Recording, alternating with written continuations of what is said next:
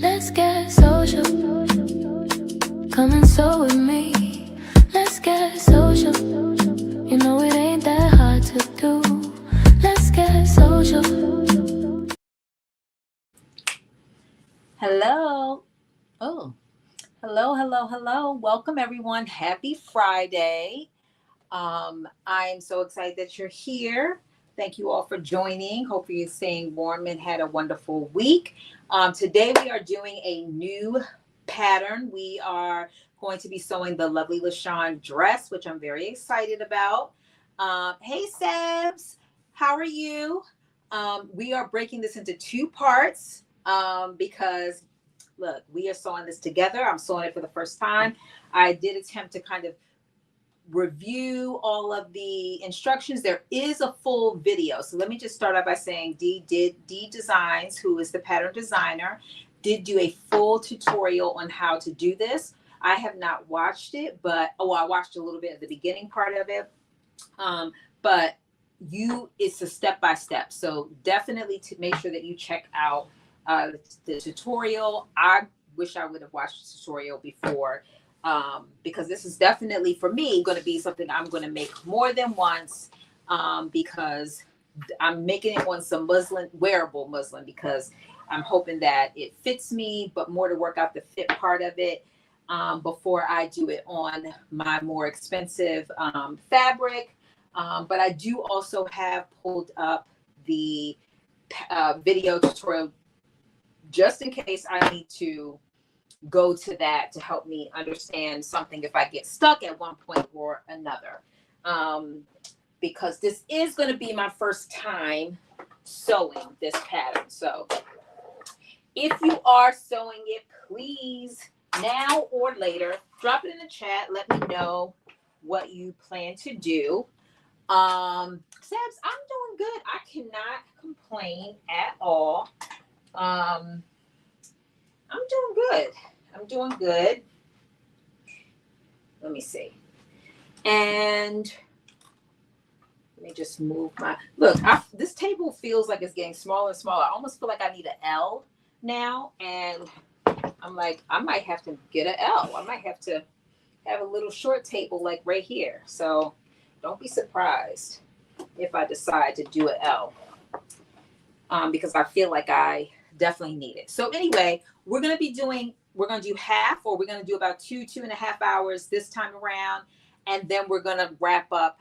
So I don't have like a specific number that we're going to get to, but we are going to do about 2.5 hours, not 2 hours. We're going to do about 2.5 hours or so.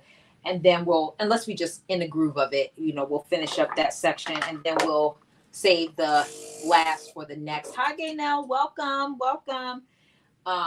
So yeah, so we're gonna get started like ASAP, because y'all know me, I'm a slow sewist, and it's going to take us a minute as we walk through each of these steps. But I'm very, very excited. I am using a combination of this Ankara fabric and denim, my favorite denim. So I'm using, basically it's going to be this Ankara for the back and one side, and denim on one side. That is what I'm doing, and I'm excited about that. So hopefully that will be a good combo to do. And yeah, okay. So I did a little bit in the beginning, just to kind of, again, reviewing to make sure I kind of have a little bit of an understanding of each of the steps.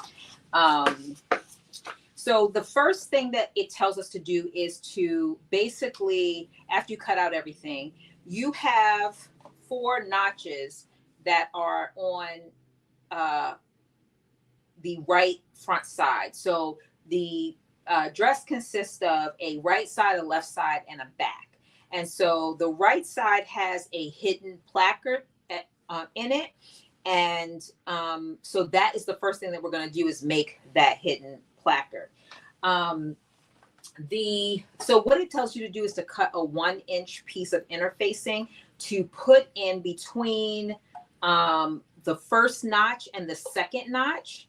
And so I have that.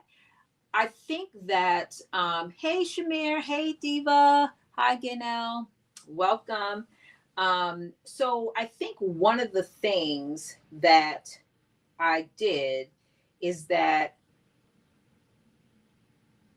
I think I used the wrong kind of interfacing. So when I saw infused interfacing, I have a lot of different kinds of interfacing, and I'm just realizing that now. That's probably why I was like stumbling a little bit as I was reading this. I use this fusible two-sided interfacing. So I push one piece together to the other. So it's kind of like both, because both sides are sticky. And I did that on this. Now I can pull it apart, but I'm going to see if I actually need to pull it apart, because we do fold these pieces on top of each other. And I think that, for example, I believe this is how it's ultimately going to be. So here's my piece already folded. So it's basically, this is 1, 2, 3. And when you're creating it, one of the instruction pieces is to fold it over. So I don't think I need to take it apart, so to speak, because it's going to be folded over anyway. You can't really tell because it's the fabric on top of each other. So I just want you to be aware of that. You're not going to see, but I'll explain it as I'm going through. I just wanted you to be aware of that is something that I noticed. So when it said infused interfacing, I thought it was fusible because that's what I thought. So anyway, okay, so the first thing you're going to do is you are going to put a piece of interfacing in between the first and the second, all the way from the top to the bottom. So I have done that. There is a piece of interfacing that is in here. Again, it was double-sided interfacing. So when I put it in, basically those two pieces are stuck together. I mean, I can pull it apart if I need to, but I don't think I need to do it. And if I do, I'll kind of open it. I mean, I can pull it apart. You see, I already kind of pulled it a little bit. So you're putting it on the wrong side, and then you are basically pressing those pieces, pressing the interfacing onto it.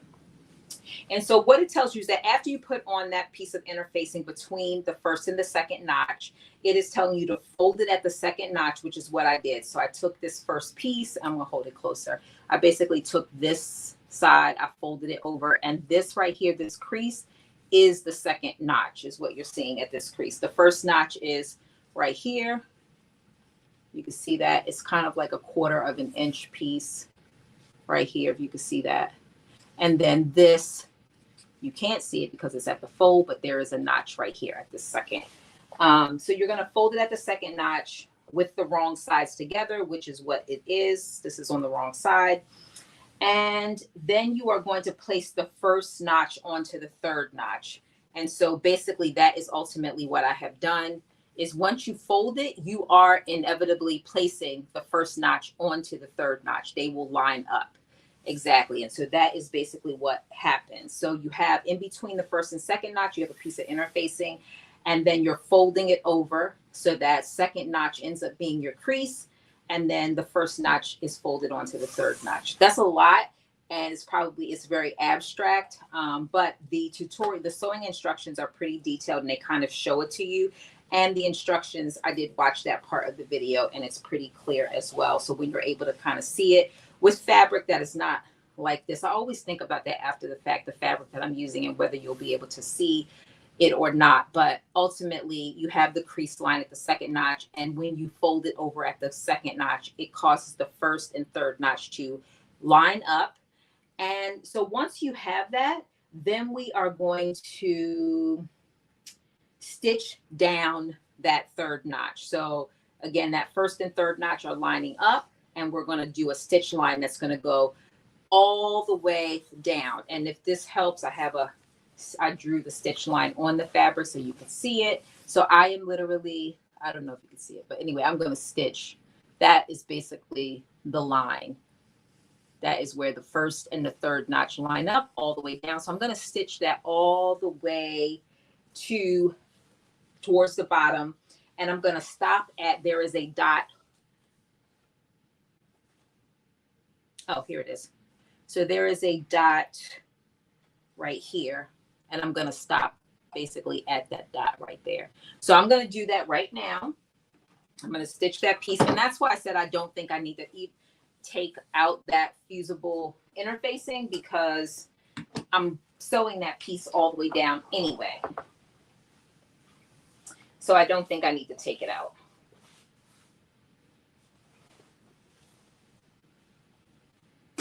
All right, so I know we just dived right in, and hopefully I saw everybody that's there. Shamir, I got my fabric, so Shamir and I are going to be, well, Shamir's going to be starting without me, but I'm going to be joining her to sew the Elon coat, one of Nikki's patterns. So I'm going to be joining her, but I won't be joining her on Monday because I have some travel, but I will be joining her for the subsequent. So I hope, Shamir, you sew extra slow, and I don't have that much to do without you, because I'm going to need you.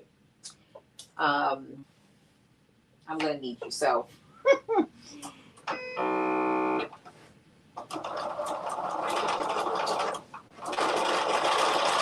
So I'm very, very excited about this pattern and how it's going to turn out. I have some silk fabric that I got from Bali, and I also have some that I got from when I was in Singapore. And I haven't sewn it, and that was almost 2 years ago now. And so I'm thinking, because I want to, use this to make a kimono, I am thinking that I will be able to make some little modifications to make this a kimono. But I want to do it on this fabric before I do it on that fabric, because it was quite expensive, and it came from overseas, so it's not like I could just replace it. So I just want to make sure I work out all the kinks in terms of fit, and understanding. Y'all know me. Sometimes I need to phone a friend, a lot of times, especially when I'm sewing something for the first time. So I just want to work all that out. I always sew something better the second time around anyway.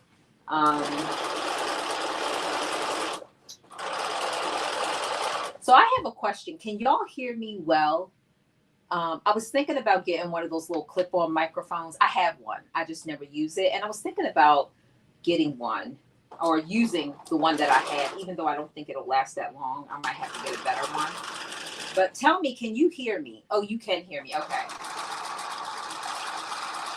Or are you saying, yes, you can hear me, or yes, I should get one of those microphones?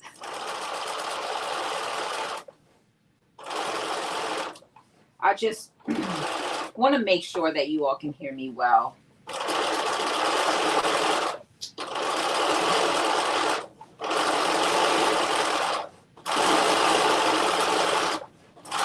So this pattern, it takes about, I can hear you. Okay, thank you so much, Dana. This pattern takes about 4 yards, or if you have 4 yards, that'll be, that'll be enough. I cut a size 16 based on the waist measurement, the finished garment waist measurement. So, but the top is much larger than my bust top, so I'm going to see. But I think it's meant to be a little bit oversized, so based on the picture. So we'll see if I need to make any adjustment to that at all. Okay, so I did that stitch all the way down. So that is literally step 1 and step 2. Step 1 is kind of putting that interfacing between notch 1 and 2 and folding it in half. And that's on the wrong side of the fabric. And then step 2 is basically making sure that the first and third notch line up, and then stitching that stitch all the way from the top to the first dot, or the first marking. So you have 2, one here, and then there's a lower one. You're going to stop at the first marking. So that's the first part. Then we're going to deal with the same piece number 1, which is the front right side. But now we're dealing with the bottom portion of it. And so from there, it tells us to,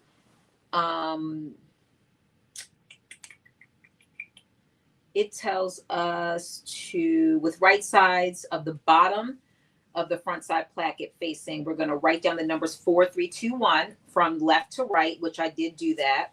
And so that basically is 4 is closer to the end.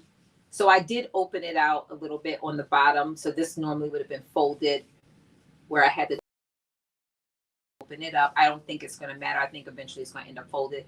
But I put 4. We're in between each of these notches. I don't know if you can see them. Probably very hard to see, but so 4, 3, 2, and then 1.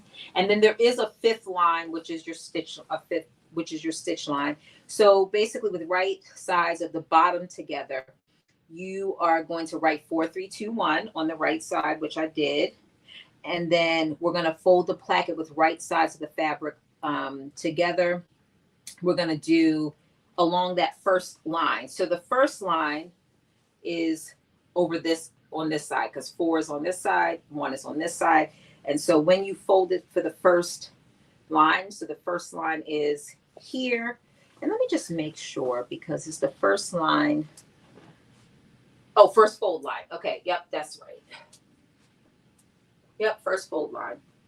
So there's 5 lines, but the 5th line is a stitch line. So when it says the first fold line, make sure I'm at the bottom. Okay, so the first fold line is here. So I'm folding it. And let me just make sure I'm folding it with right sides of the fabric together. So I am folding it this way,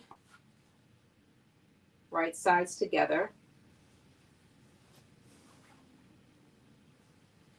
And we are going, after we folded right sides together, it tells us to pin it here. So pin it across.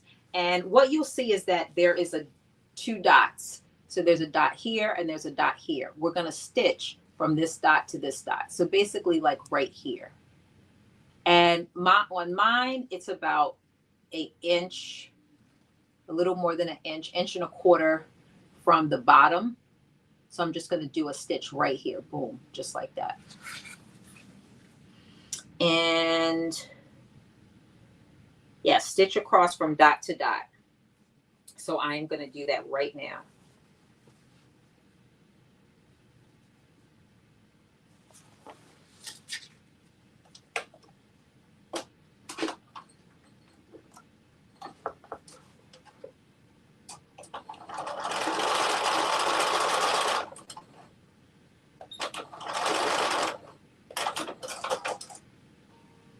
Okay, so I just stitched that part like right there. So I still have this other piece kind of open. And all right, so we finished that. So that's step number 3. And now we're going to go to step number 4. And step number 4 says that with right sides together, we're going to fold the 4th notch or the 4th notch fold line to the 2nd. And so that is going to be, okay, so this is 1. So 4th is here and 2nd is here.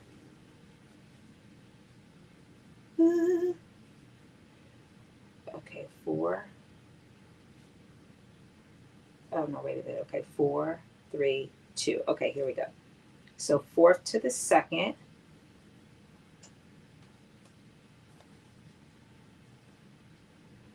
And I just need to stick my finger in here to I press this over. So I just need to open it up. So 4th to the 2nd. So this is 4, 3, 2. And once we do 4th to the 2nd, folding over, let's see, pin in place, matching dots, stitch from dot to dot. So I didn't put the dots there, but the dots are basically where the crease lines are. So I'm going to stitch basically from dot to dot. Same thing what I did down here. I mean, between 2 and 4, or what was that? Between 1 and 3, I'm doing between 2 and 4. Same thing.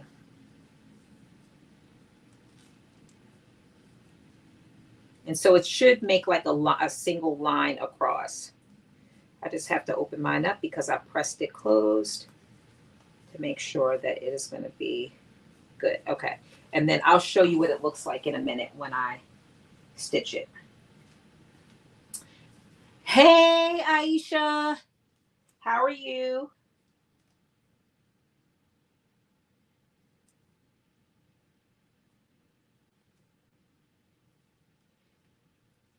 Okay, here we go. I think we have that pretty lined up from dot to dot. Okay. And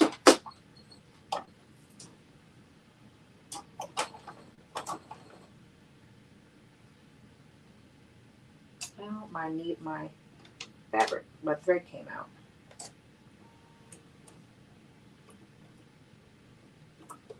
So what is anybody sewing this weekend? Anybody have any projects that they're working on? Anything they're sewing?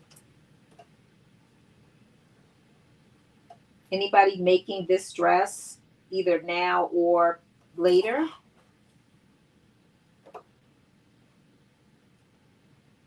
Drop it in the chat. Let me know what y'all are working on. Also, last week we did trivia. I don't think we'll see. We're definitely not going to be able to do trivia because I'm not going to be able to focus.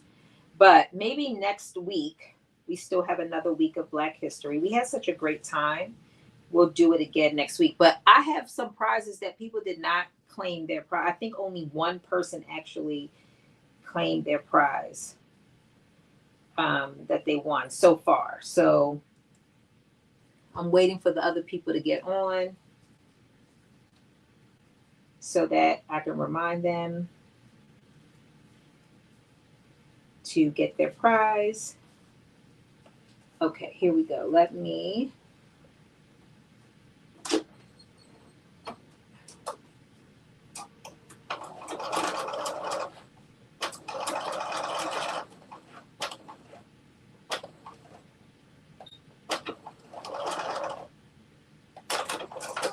Okay.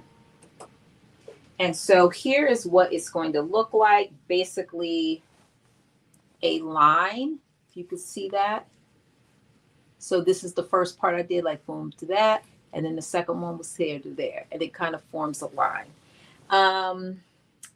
Okay, let's see. Yeah, so it should now look like a continuing straight stitch across. Trim each corner off at 45-degree angle, then trim across both sides with right sides of the fabric facing you at notch 2. So it's telling us to trim each one of these corners, boom and boom, at a 45-degree angle, and trim across both sides with right sides of the fabric facing you at notch 2. So this is why it's good to number those notches, because it's like, okay, which one is 1, 2, 3, and 4? And the best way to know that is to have written down the numbers. So first things first, let me trim these two corners.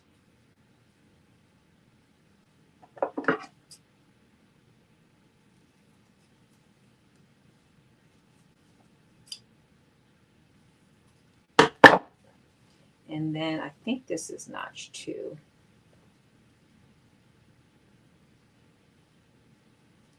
I think this is notch 2. Let's see. Then trim across both sides with right sides of the fabric facing you. Okay, so I got to turn right sides of the fabric facing me. Okay, so I'm going to assume I'm going to turn this out.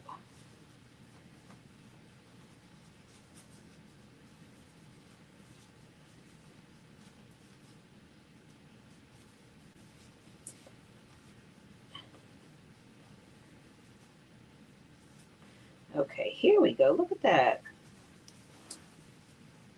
I don't know if you can see that, but basically you now have this kind of finished piece. If you can see that.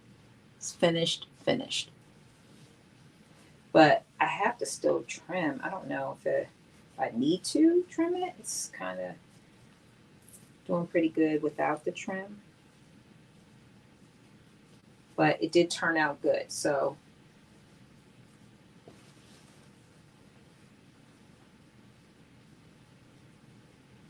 I think I am going to trim it. It's a little bit of bulkiness, but not much.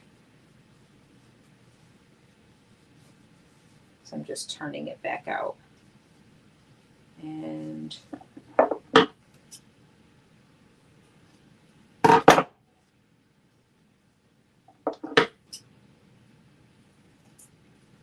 right, now let's see.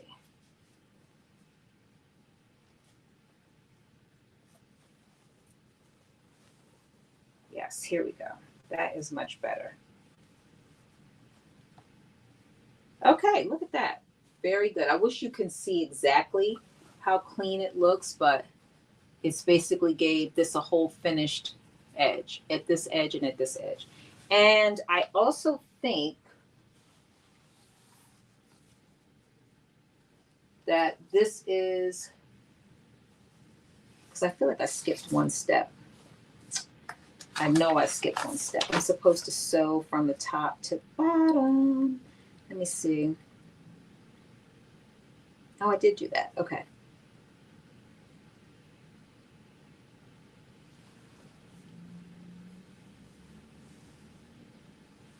Oh, maybe I didn't skip it. Maybe I just didn't get to that part yet. Okay, finish stitching on placket from the bottom dot to the crease line on the hem. Yes, so basically after you finish this bottom part, I'm going to fold it over.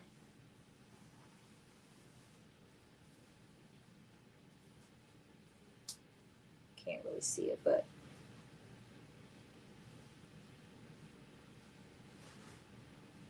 and I'm going to press these two pieces so that it folds over like that. Because ultimately what we're creating is that hidden placket. But, oh yeah, okay, and there's my buttons. I'm like, I made all those markings. Hopefully they didn't make them on the wrong side. And I didn't. So I'm going to spend a little bit of time right now just pressing this. Oh, Lynette, I've been trying to get in touch with you. You did not. I didn't have a way. Well, you did not. Let me rephrase that. I did not have a way to get in touch with you so that you can get your prize that you won. I was trying to figure out I was trying to find you on Instagram or Facebook, but your name is a common name. And I couldn't find any pictures that looked like your picture. So I was like, well, there's that. So happy Friday. All right, let me put some steam in this so we can press this down. And then we're going to do that final stitch that creates this hidden placard. I'm proud of myself. I was a little nervous about this, but it turned out way better and way easier than I thought. Aisha, what are you up to? Are you sewing anything? I know, well, I kind of know what you're up to because I saw a little bit on your on either Facebook or Instagram. I can't remember which one. But anyway, how are you doing?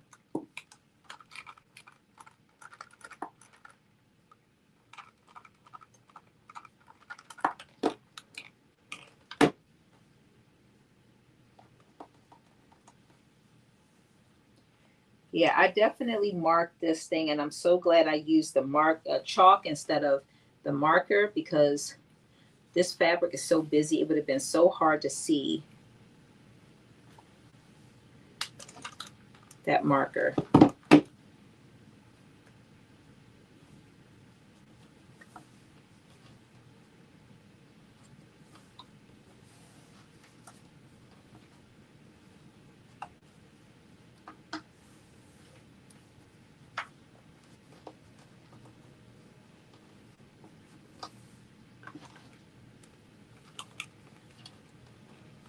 This is my first time doing a hidden placard, and I'm very proud, happy with how I think it's going to look.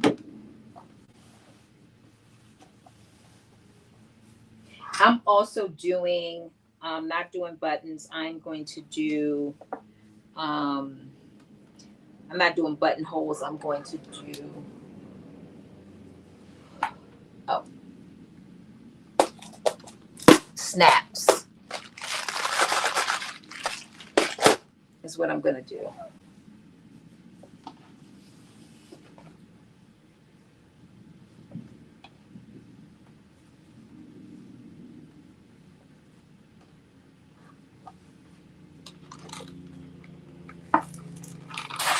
So I don't know about y'all, but yeah, I haven't sewn since December. I'm packing and watching and listening. Okay, I love that. I love that you're watching and listening in.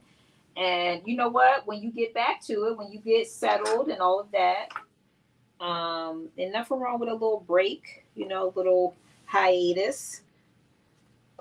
Because when you come back, you're ready to get into your little groove.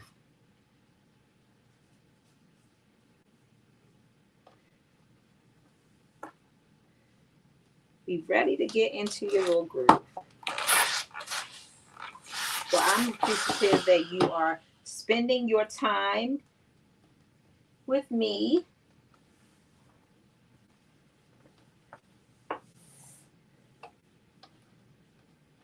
Okay, I'm just pressing this.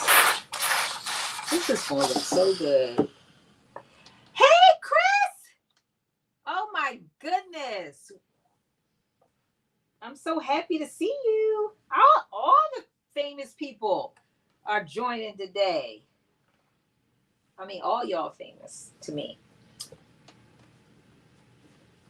We have a special appearance. Aisha's on. Shamir's on. Diane. Gaynell. Lynette. Chris. Sabs, all the way from London. We got the Caribbean represented. We got UK. We got a little bit of everybody in the house. Do we got any Canadian sewists? Who is our Canadian person? Love Canada. Toronto. It's my favorite, one of my favorite places. Carabana. Anybody been to Carabana? I haven't been in a while, honestly, since COVID. I haven't been, but I miss it. It's one of my favorite things. That was going to be the first place that I was going to play Moss. I didn't get to. Now I got to get back in shape. Which I'm doing. Y'all see my little muscles? Look at that. Oh. Getting strong. Working my way. Okay, look at this. This is so, you can't see it really that well, but let me try my best to show it to you because I do have to do another stitch to sew this down. Basically so this is where your 5th stitch line comes into play. Let me see if I can show this to you so you can see it really well. But basically there is a 5th line right here that you're going to stitch down. I'm going to follow it on the other side of the fabric, but basically it's line 5, and that is you stitching what is going to be your closed placket, and your buttons are going to be, or your snaps or whatever. You can see I have my markings there, 1, 2, all the way down. But look at that, it's going to be hidden. So it's going to be stitched down right here. Basically, you can't see it because I'm using the line on this side, but so that the chalk won't show. Thank you. So I think I'm trying to think, where did I get this fabric from? I think Zesty Couture, I think is where I got this fabric. I'm almost certain, but I got it at least a year ago. At least a year ago. So yeah. So anyway, I'm sewing this. Let me just before I do that, let me make sure I'm not missing anything. You jump ahead and then I'm going to be using the seam ripper. And I don't want to do that. Okay, so let me see. Finish stitching on the placket from the bottom dot on the crease line. Okay, so the bottom dot, which is probably hidden now. Where's my bottom dot?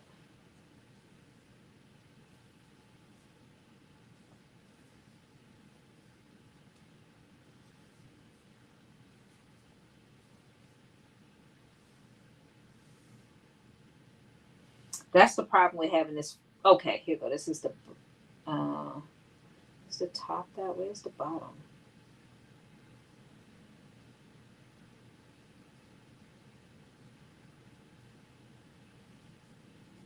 can't find my bottom dot. Is that my bottom dot? This is the top dot.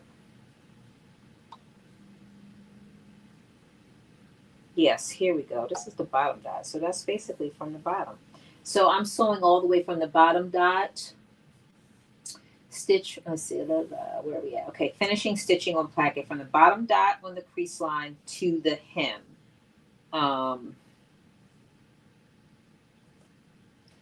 And then bring both fold lines together with rights of fabric together, pin, edge, stitch. Okay, then the same edge stitch. Okay, so we are going to do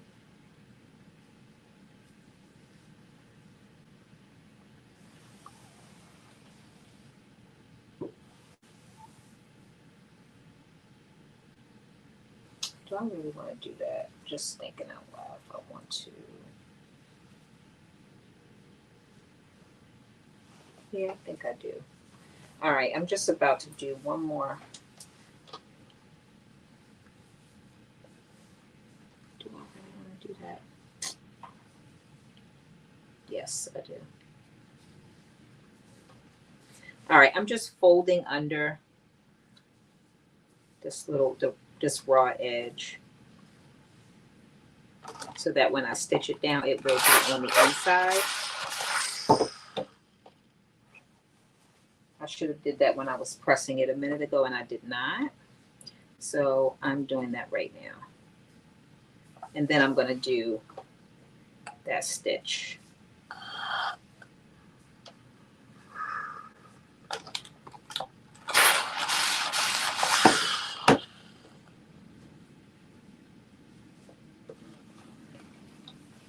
Thank you. I'm almost certain I got this from Zesty Couture, like a year or so ago. I bought a lot of fabric. So I was like, and I had this whole thing. So I was like, this is enough. I need at least 4 yards. And so I was like, this is enough for me to do this. And then I wanted to use a contrasting fabric. So I thought denim would be a good contrast. So I have that dark denim that I've used for a lot of things lately. So I'm using that.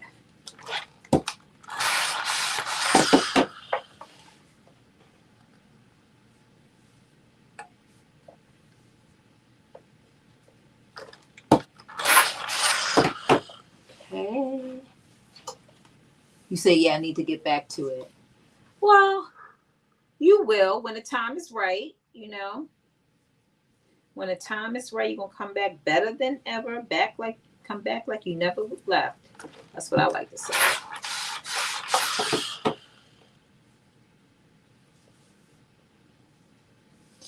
Come back like you never left. So let me tell y'all this while I'm kind of doing this little piece. Y'all always know, like, one of my favorite sayings is support is an action word. And I think we see that more in, or at least for me, I see it more in Black History Month than I see it, you know, where I think a lot more people participate. Some people do it all year long, you know, recognize that support is an action word. And I followed this other lady on social media, and she's like a small business owner. And she was kind of sharing, like, she kind of blogs about what it's like to be a small business owner and the things that she goes through. And part of her small business, her brand, is that she only buys from other small businesses and kind of sells those things in her store. And she talked about, like, you know, it's hard for a small business. Obviously, many sewists are small businesses. It's hard to be a small business, but she only works with small business. And one of the things that she had said in her latest blog was about, you know, she's working on her spring launch, and that, you know, she had her spring lineup. And again, she's only working with small, you know, businesses, and how, you know, she had to have this grace for businesses, because just like how she's running into challenges. Sometimes they run into, challenges too. As a small business, things don't always work out the way that you expect them to. And she says that one of the things that she has encountered, is that sometimes she had to come to the realization that her products are not always for everybody, because sometimes she'll be like selling things and people are like, oh, you want us to pay $10 for that particular thing? And she's like, yeah, that's the price. Because she said, she holds firm on it because she knows that these other small businesses that she work with, they're not like mass producing. They've kind of handmade these items or, whatever. And that is the value of the time that it took them to kind of do it. So it just really resonated with me, to her kind of talking about that.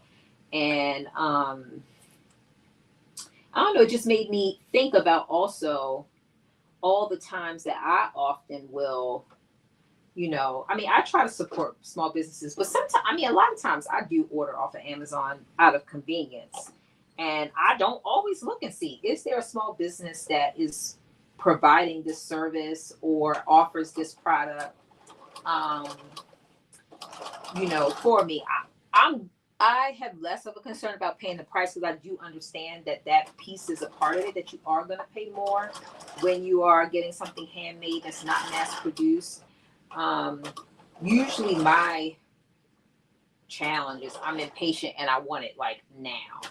And so I thought, what can I do to be more conscious of, purchasing from small businesses, being more, mindful, and not, kind of feeding into my desire that I don't always have to have it now. Sometimes I just want it right now, even though I don't plan to do anything with it. So just listening to her, and it was just a reality check of what I know all small businesses go through as they're trying to like make their business work. And it's definitely not easy. Huge shout out to all the entrepreneurs and small businesses out there that are sticking in. And this is not a easy economy either. It's like, it's, in my opinion, kind of hard out here, I would think.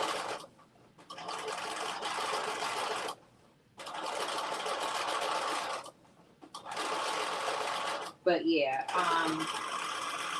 it was really eye-opening to just hear it. And it's stuff that I know, but really just hearing somebody get in that vulnerable space and just talk about their journey and their experiences.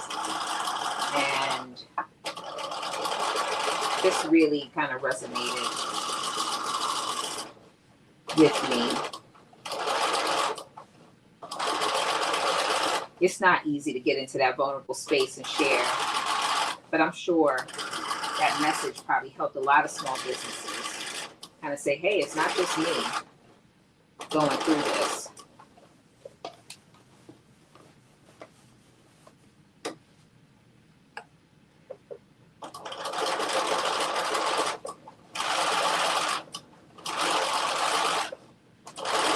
So I'm just literally stitching this last piece to truly have my hidden placard.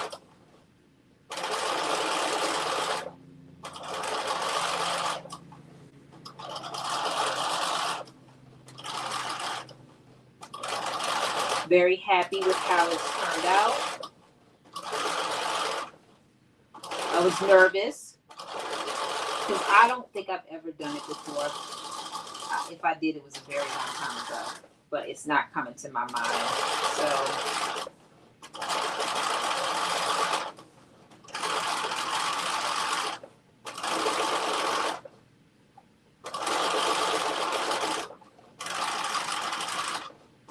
last little bit.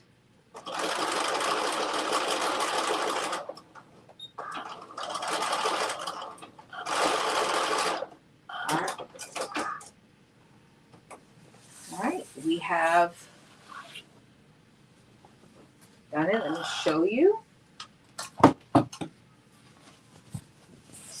So that is, you can't really see it that well, but basically there is a stitch right here that goes all the way down, and this will be the hidden placard.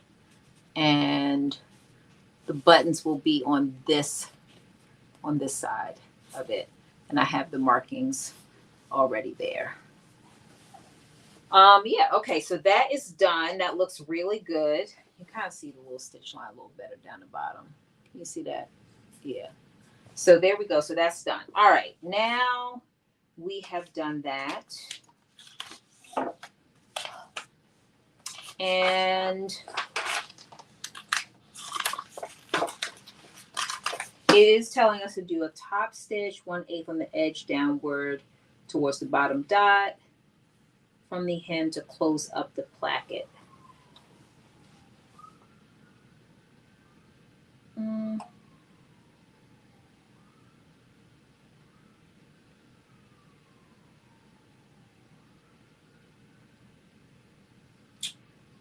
Top stitch 1/8 on the edge down towards the bottom.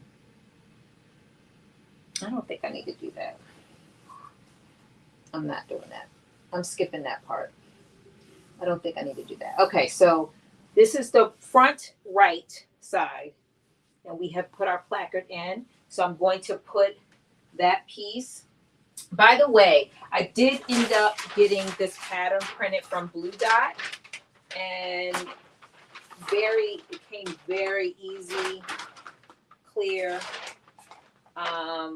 Dee has a discount code. I think it's still in effect. FYI.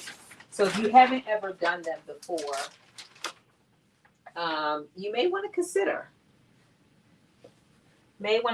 doing this pattern, printing, especially so you don't have to like put together a whole lot of pieces. This makes it so much easier because I think there are like 6 pattern pieces. I think there were 6 total. So I only had to cut 6 pieces, big pieces, but only 6 pieces. Thank you, Lynette. I'm almost sure I got this from Zesty Couture. I feel pretty confident that's where I got it. Okay, so now we are going to start the top of the placket on pattern piece number 2, which is the front left side. So on this side, they are also, let's see, here we go. And so this one, we only have 2 kind of fold lines. So this is the one I said I'm doing in denim.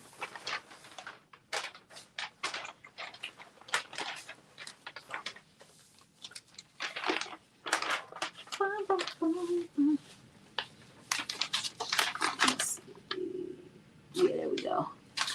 And then we have to fold. So okay, here we go.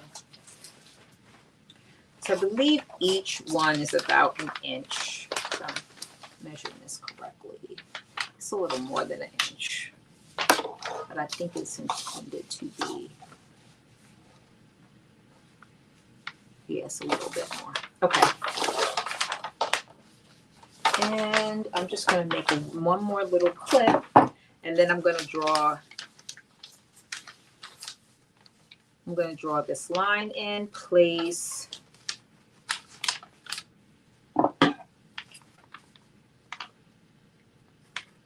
And that's for my fold line.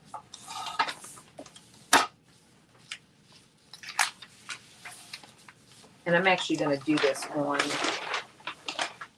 I'm going to do this on the wrong side of my fabric and not the right side. So I'm turning my denim over.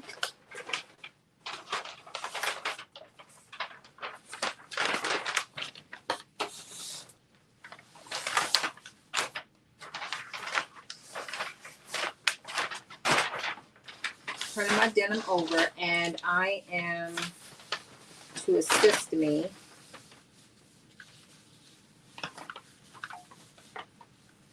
I am going to,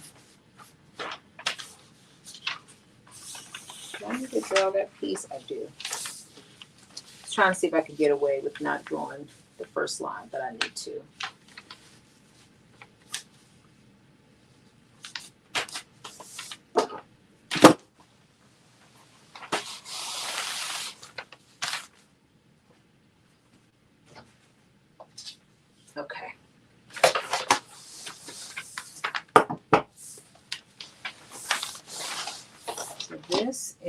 is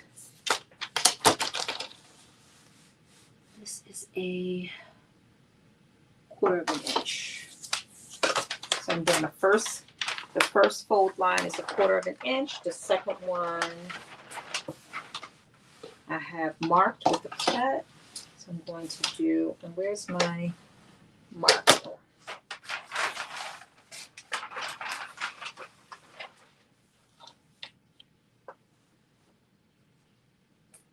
Oh, I guess I'm using this.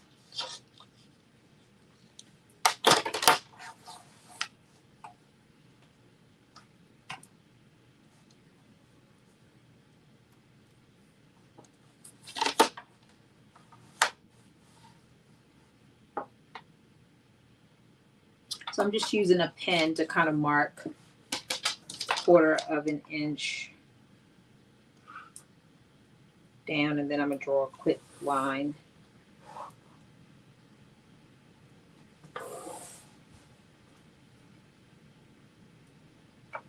Because that would be the first fold line.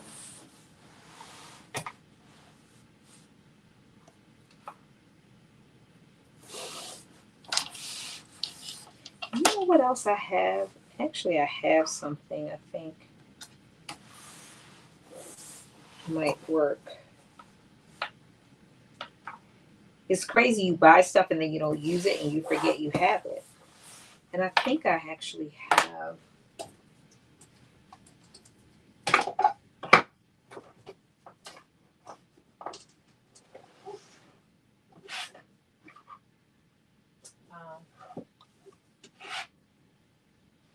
no, it's circles. So it's not going to be, I thought I had something that allowed me to make lines like this while measuring at the same time. I feel like I had something. But it's for circles, half circles. So not exactly what we're looking for.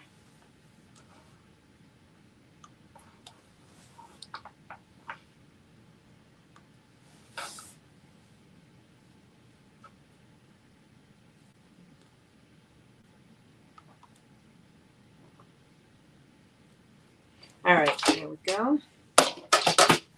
Just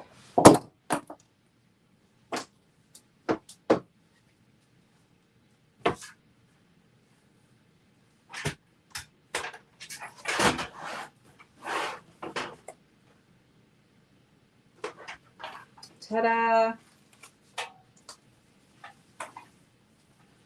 Look at this. And I've never used this. I'm gonna see if I can use it to make this line really thick. It's for cutting. Aisha, you remember this? I think you got this too. I think you're the reason why I actually bought this. And I've never used it. Let me see.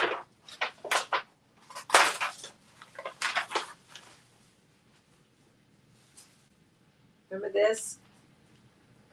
So these are all like slits. So what I'm going to do is, I don't know if it'll work, but let me see. Kind of made these marks here. Oops. Get my. So let's see if I can actually, if I can use my pen. I don't know if it'll work, but let's see. Nope, it won't. It's not. It has to be.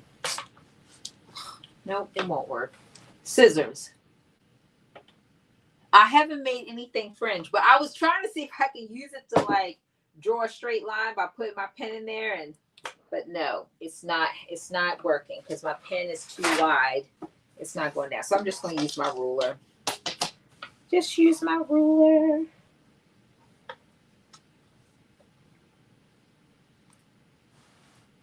It's not going to take that long. I was just trying to see if I could expedite it.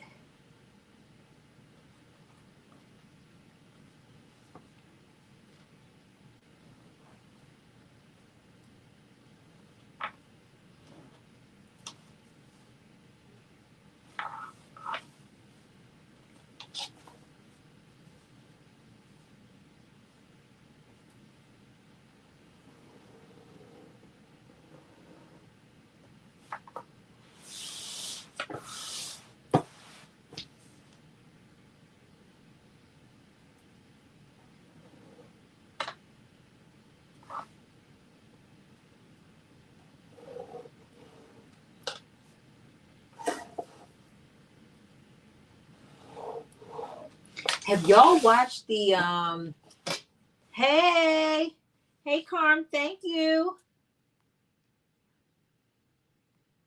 Thank you, thank you, thank you.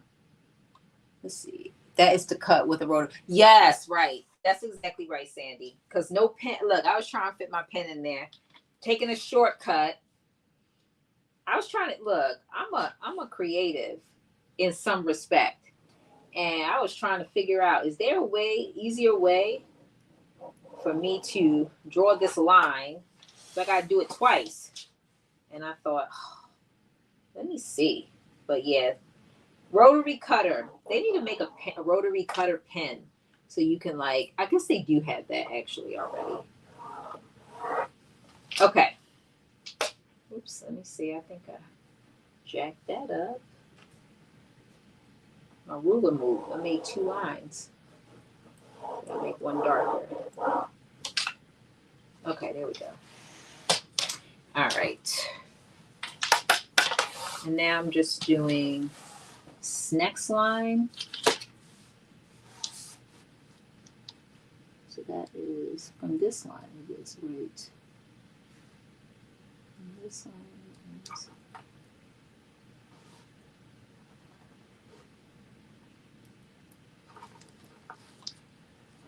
Okay. And actually, let me just do both of these at the same time.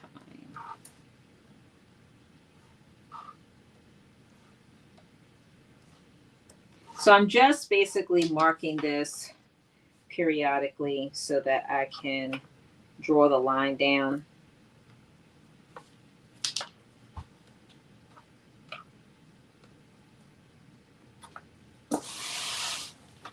Because these are going to be our fold lines. I did it on the other one ahead of time. So that saved us some time. But it's okay. This is part of what you will have to do to create that placard on the other side.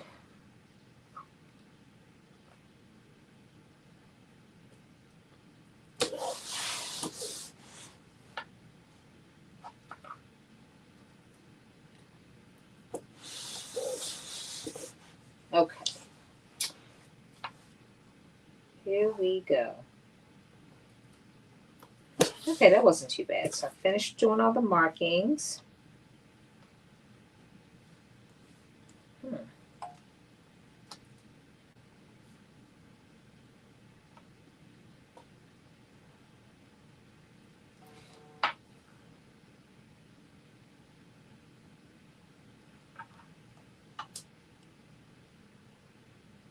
me see. I didn't see that. I'm missing it. Oh, okay. Let me show you. I'll show you the wool.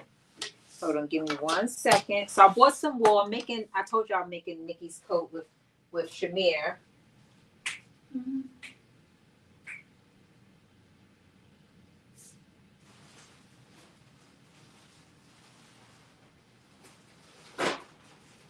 And thanks to Carmen, she was able to find. I was trying to find some red wool fabric. And let me tell y'all, I was looking for fabric everywhere. And I didn't realize wool costs so much, right? So I found this red wool fabric. I mean, it was, when I say it was everything, it was everything. And I'm looking on there, and the price was, what was it? It said $25. I think that's what it said, $25. So I reached out to the lady and I said, you know, how do y'all distribute it by the yard? Like, do I have to buy? Because there was one place I found they only sell it to like in bulk. And she was like, yeah, you just multiply. I was like, do you sell it by the yard, whatever? And how many yards do I have to get? She's like, oh, you could get as many yards as you want. Just multiply for each yard that you want, multiply the price times 4. I said, what? I said, I need 4 yards. She was like, okay, multiply times 16. I was like, yeah, that's way above my price. She was like, oh, well, I have a red wool coat, and she's like, and I get so many compliments on it. If you change your mind, let me know. I was like, lady. So here is the red. Look at this that Carmen sent me. This is red wool that I'm going to be using. So can you see it? Can you see it? Can you see it? Oh, let's see. Look at that. The color is beautiful. Definitely is beautiful, right? So anyway, this is my fabric that I'm going to be using for my coat. Oh. Yep, look at that. Look at that color. It's beautiful, right? So y'all know it took everything in me not to get a white, a black, or white and a black. And I'm still actually, I might make a second one. I'm on the fence because I have a sample being sent to me. I have a sample being sent to me. Yeah, I have a sample being sent to me. So there's that. And if it looks as good as I think it's going to look, I might just have two. And there's that. It is what it is. Not that I need another coat, but I love coats. I have a lot of coats. I have a lot of coats.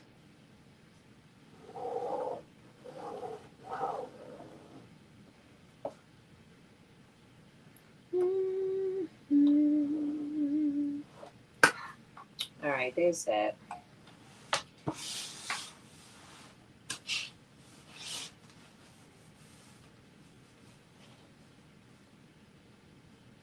There is that. Okay, we almost done drawing these lines. I don't know what I did with my chalk, but we're using this pen. It's on the wrong side, so we'll be okay.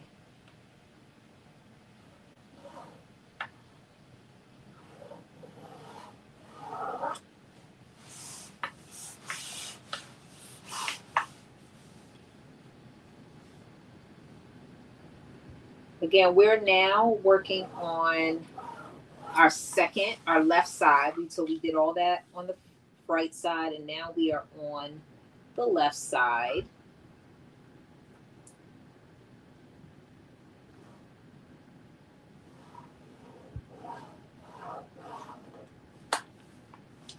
All right, last line.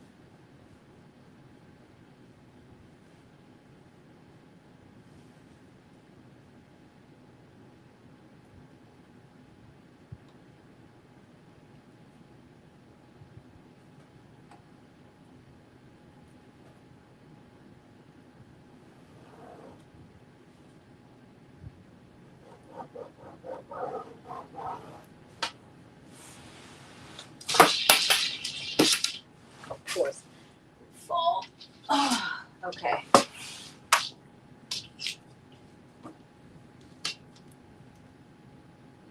Looks like red lipstick. Yes. Look, I love that. I thought, you know what? I have a lot of coats. What I don't have is a red coat. And I thought red is always a good, like, complementary color. And it will go with most of my shoes because I'm the kind of person that I feel like your coat should be like an outfit. Like between your shoes, your hat, your coat, it shouldn't even matter what you have on underneath. Like that should be its own separate thing. And so I'm like, you know what? Red can do that. Red can definitely be its own thing, right? So we're going to see. We are going to see.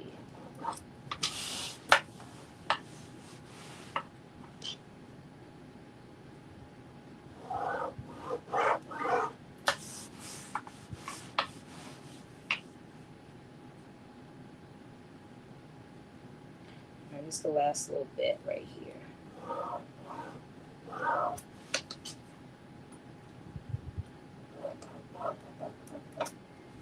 All right, I think we are good to go. Maybe make this a little bit too big, but we can fix that.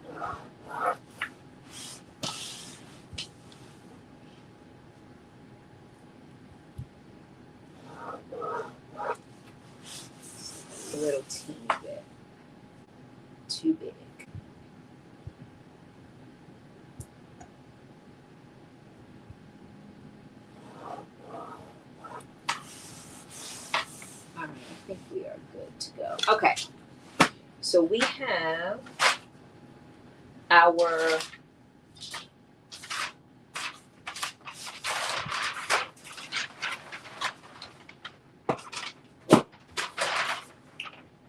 fold line, first fold line, our second fold line, and our stitch line.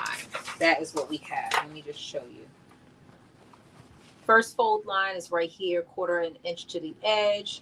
Second fold line and stitch line. There we go. So now we are going to put the interfacing from top to bottom between the first and second notch on the wrong side of the fabric.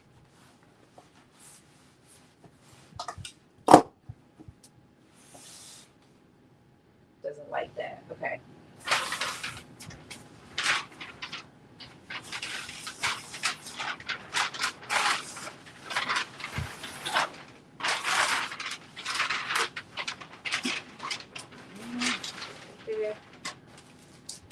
And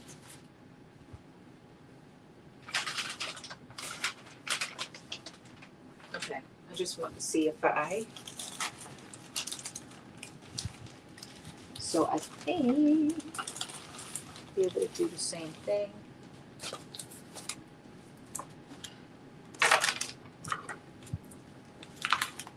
So I'm just going to cut these.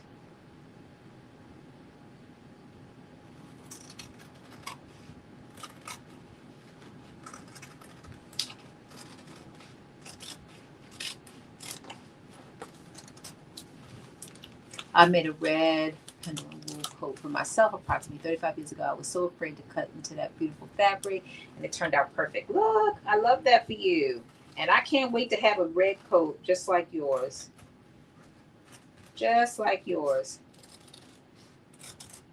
I'm excited about this coat. I love a good coat. And this coat is going to be like, unlike any other coat I have. So that was the other reason why I'm like, yeah, let me go bold with it. But I still might make a regular. What I call regular is my traditional staple color, which is this fabric that I'm waiting to come is it's a mix of white or off-white and black. So it kind of looks gray a little bit from far away, like a light gray. So if I like it, because it's not inexpensive, but it's not expensive like that lady I called. But they had the real deal fabric. I mean, sure, wool can be very expensive. Okay. So where are we putting this? Between the first and second notch. So first notch, second notch. We are putting it here. Let me get my. Okay. Yay.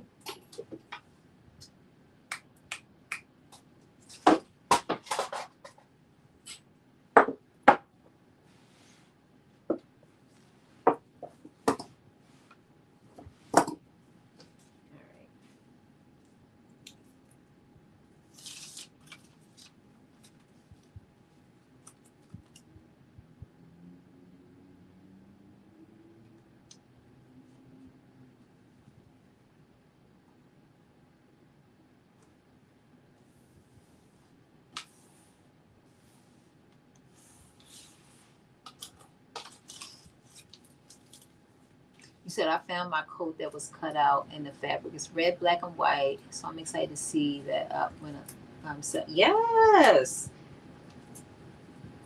Look, I'm so glad that Carmen was able to find that red because I looked everywhere. I could not find it. And she was able to find that red because I was going to just look. I was like, you know what? That might be a sign from the universe to just go with black. Blackety, blackety, black. I love my black. But of course, I already have like a lot of black coats. It's like I really don't need another one. I really don't. So again, I'm just putting this 1 inch interfacing from top to bottom. 1 inch interfacing from top to bottom between the first and second notch.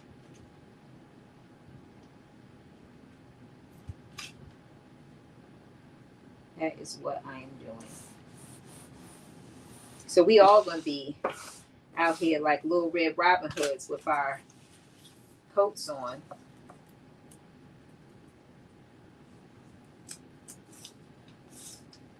Nope, that's not right. This side. I guess it doesn't matter.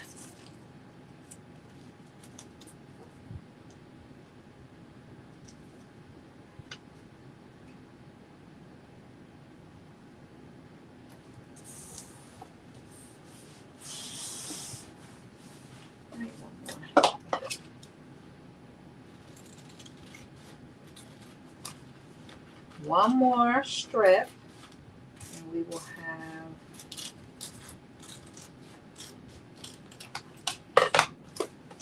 our interfacing. And then it says, at the first notch at the edge, fold 1/4 inch with wrong sides of fabric.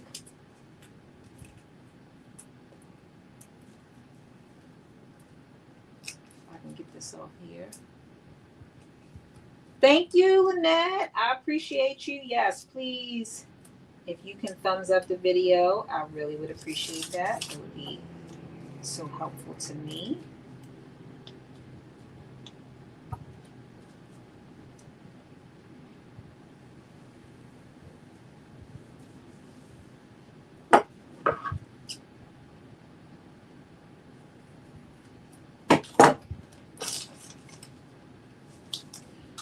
All right, let me move all of this out the way.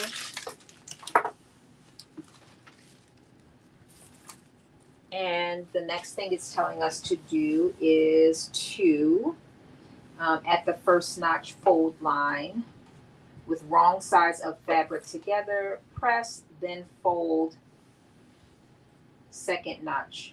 Oh, it's not wrong. At the first notch fold line at the edge, fold 1/4 with wrong sides of fabric. Okay, I'm assuming it wants us to fold that in. So I'm going to do that.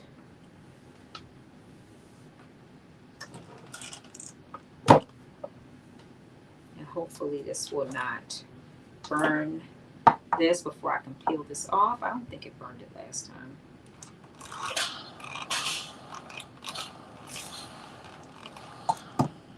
Yeah, okay, so far so good. It is. So I'm just folding that 1/4 edge over. One from, it says, wrong sides of fabric together, right? Fold wrong sides of fabric together. And then it says, then we're going to fold the second notch fold line with wrong sides of fabric together, and we are going to press. So we're going to do another fold. And then we are going to edge stitch. So I am going to take off.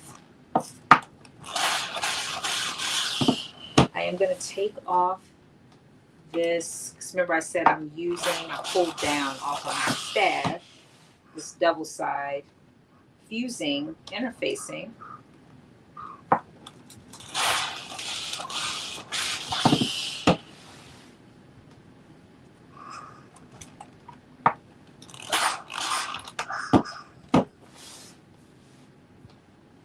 So I'm going to pull that off and we're going to fold that. And then we're going to do an edge stitch.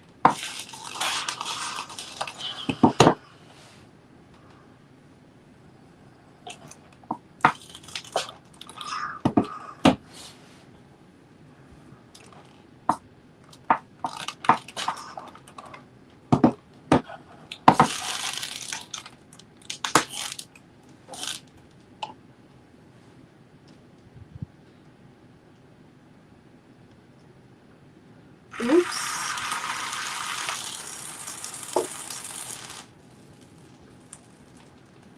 That was just water sizzling.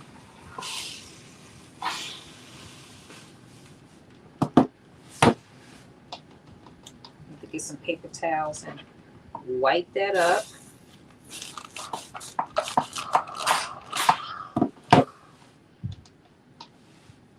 All right, we're down to the last little bit.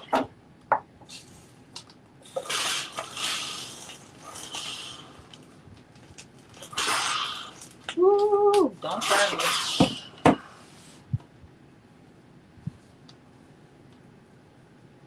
This is the last little piece.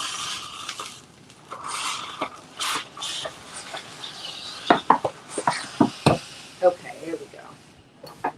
So I press that whole piece.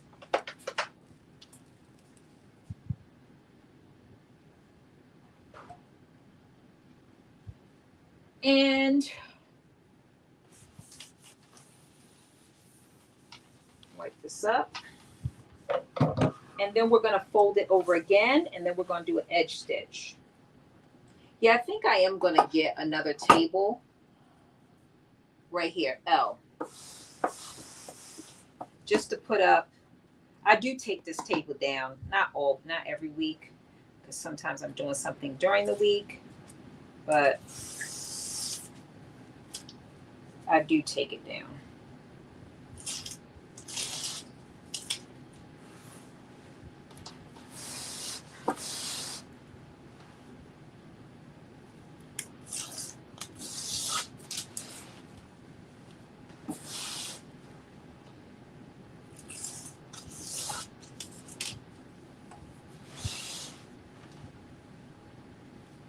Oops, that didn't get it.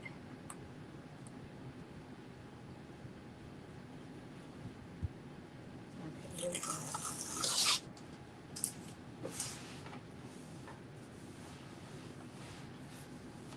All right, now we are going to again fold at the second notch, fold with wrong sides of fabric together.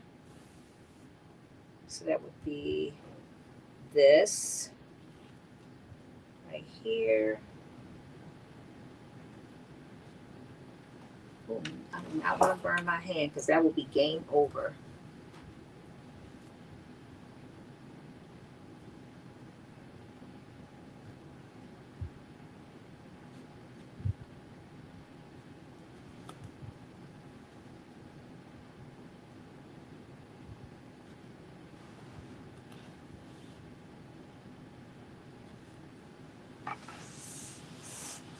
No, you know what? Let me do that different.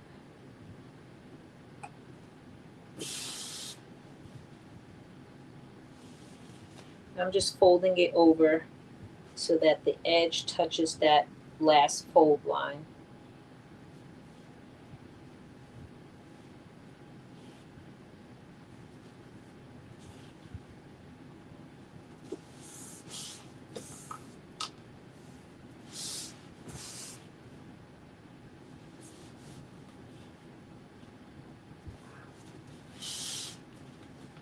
I'm gonna press it and then we're gonna put that edge stitch in and be done.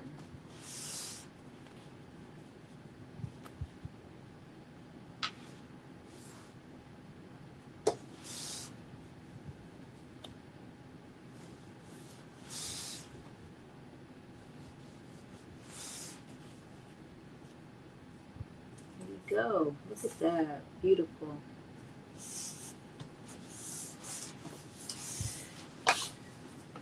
I'm telling you, Auntie Carol says this. It's nothing like pressing, especially with denim. You press that and it just looks so good.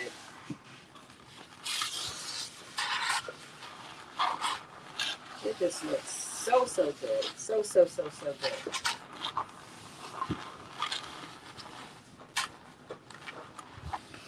Ooh.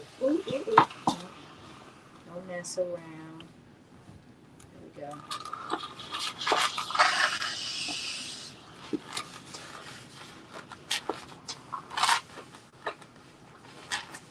Ooh, hot. Water just went everywhere.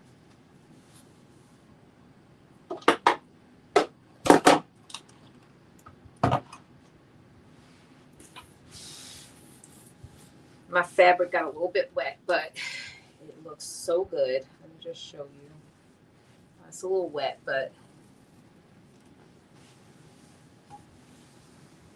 can see. And then here's the other side. That's the inside. So I'm going to do an edge stitch. And then we will be on to step 10.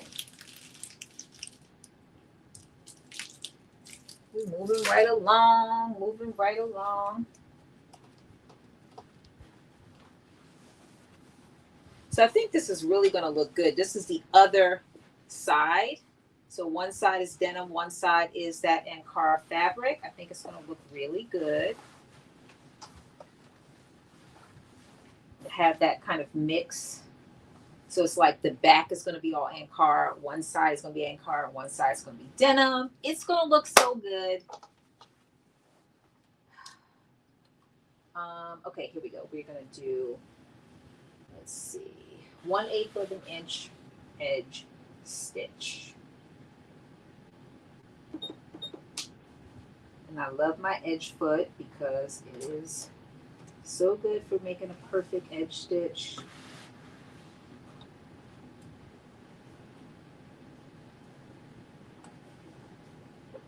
To the second dot from the bottom.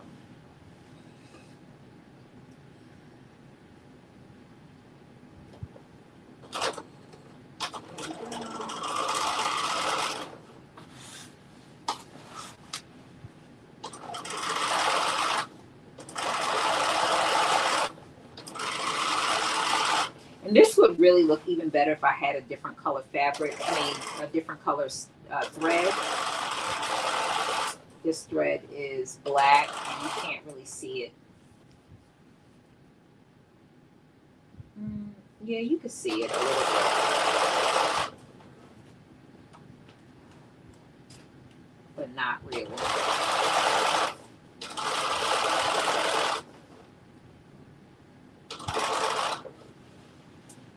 This.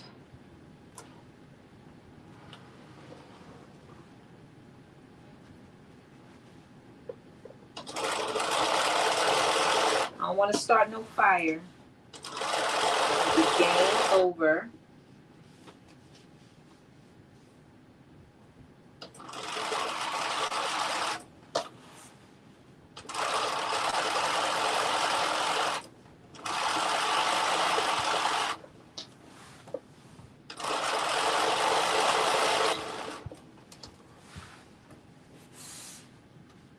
Yes, so I'm doing two different fabrics. Yes. Denim on one side, and then the back and the other side is going to be that Ankara fabric. So on Dee's, the pattern that she uses on her for her tutorial, or at least for the instructions, she did the placards, just these sides right here, because you can do it because the pattern allows for you to be able to do it. She did those in a different color.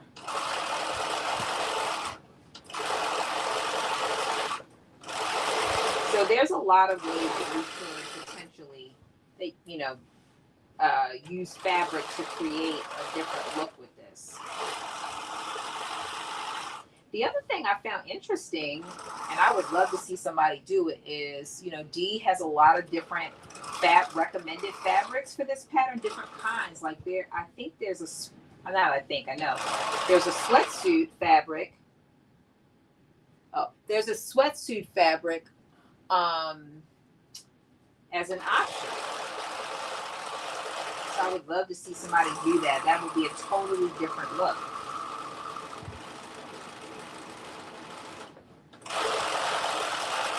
Totally different look for this. So yeah, like I said, I have that silk fabric that I have some from Bali, some from Singapore, and I definitely want to do like a kimono with it. So I'm part of me doing this one is to figure out the fit so that before I cut into that fabric, that I can make sure it's going to fit the way I want it to fit. Okay, so if you could see that. And now I'm going to do this other stitch right on this side, and that will be done. Done with this. Done with step 10. We rolling through it. Let me see. What time is it? Okay, hour 25. Let me see.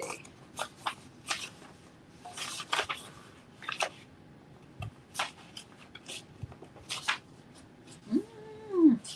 So we are like from counting the steps, we're like almost halfway through the steps. Now, just halfway through doesn't mean halfway through the time. Um,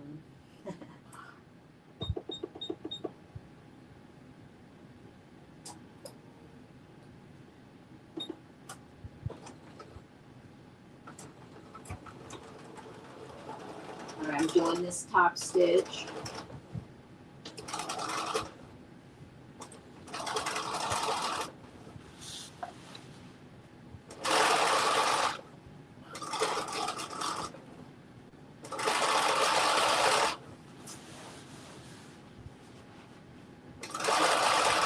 Going to look really good. Very excited. Very excited.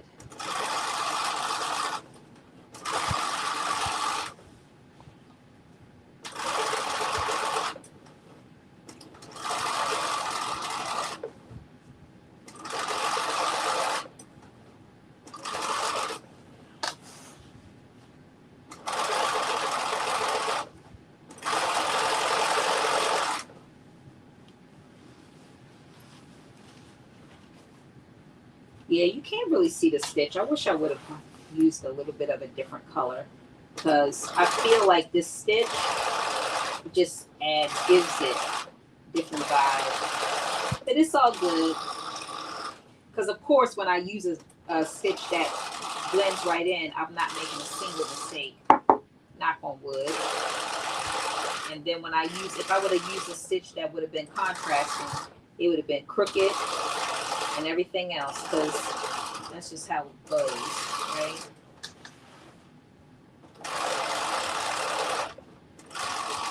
That is just how it goes. Yeah, so we're going to get through. We're going to keep going and get through as much as we can so we have time to do some trivia for the last week. I want to get through as much as we can so we can finish and spend some time. But I think we had a good time, and why not? We should have a good time all the time, but especially during Black History.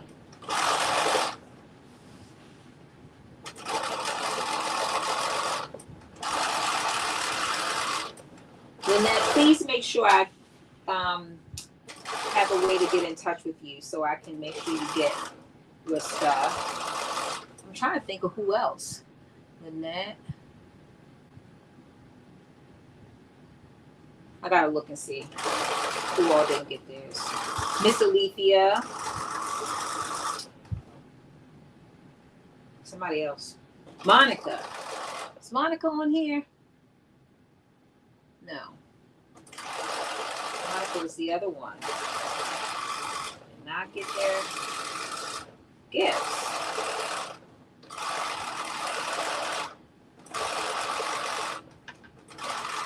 Armina got hers. I'm excited to see what she does. All right. Okay, so we have our top stitch. You can't really see it, but I'm going to show it to you anyway. It's beautiful. Can you see that? It's beautiful, but it's there. Okay, so let's see what we're doing now. So we've done that. Now we've gone on to... oh, shoot. You know what? That was terrible.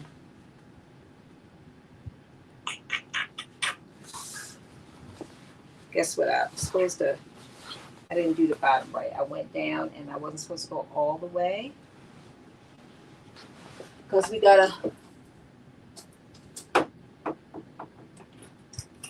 That's okay.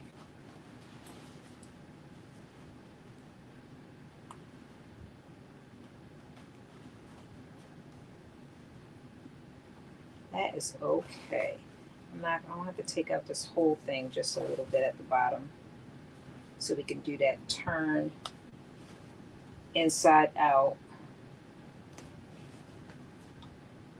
like we did on the other side.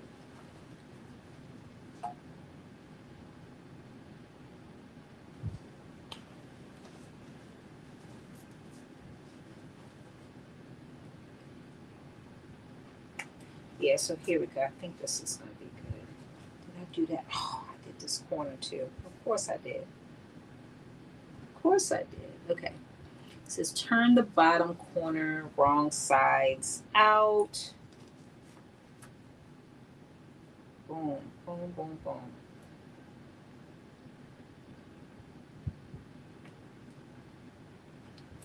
So I'm turning this bottom, basically creating that quote finished edge.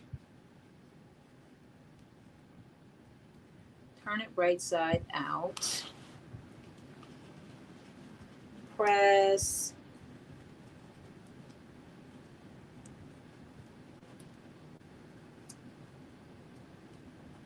I think that's really it. Did I skip something? Maybe I did. It happens. Oh yeah, okay. So I don't actually have to take anything else out. I'm just going to do that same little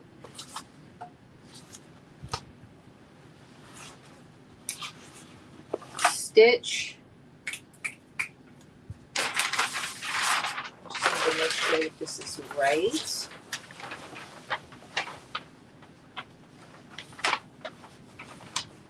In terms of where this dot is, because that is where I'm doing my stitch at.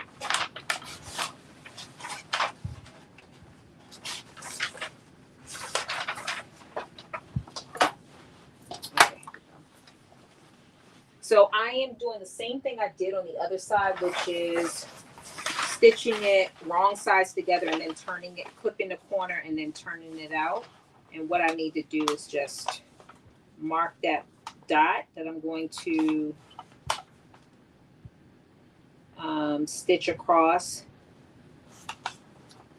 I can't use that. Let's see.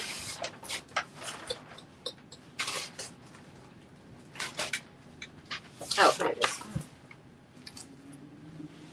Like I need this orange.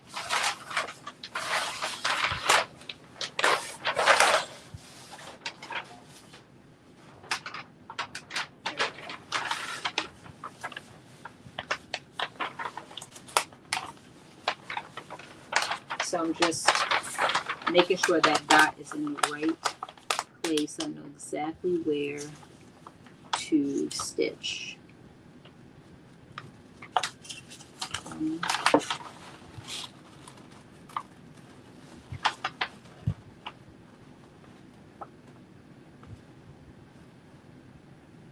Okay.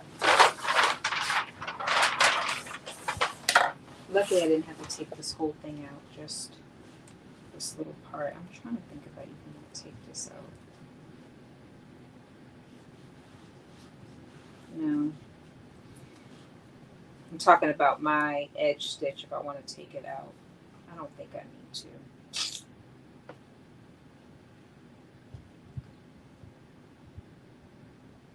All right, I'm just going to stitch across. So there's like a dot and a dot. I'm going to stitch across here. Boom. Like that. And then I'm going to turn it.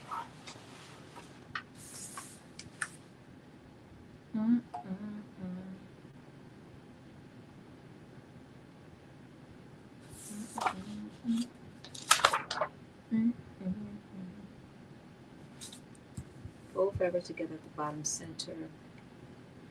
Dot, pin, stitch, and trim. Okay.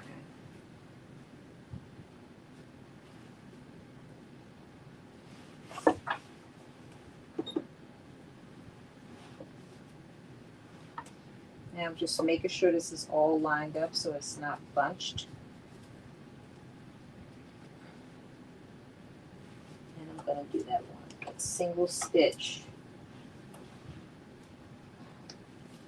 And I'm just trying to make sure. There we go.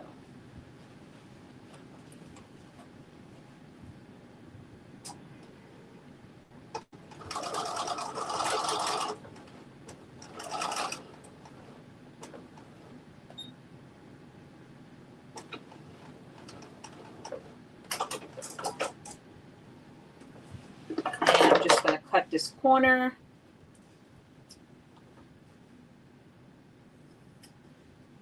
And I'm going to then flip this out, which is not as easy as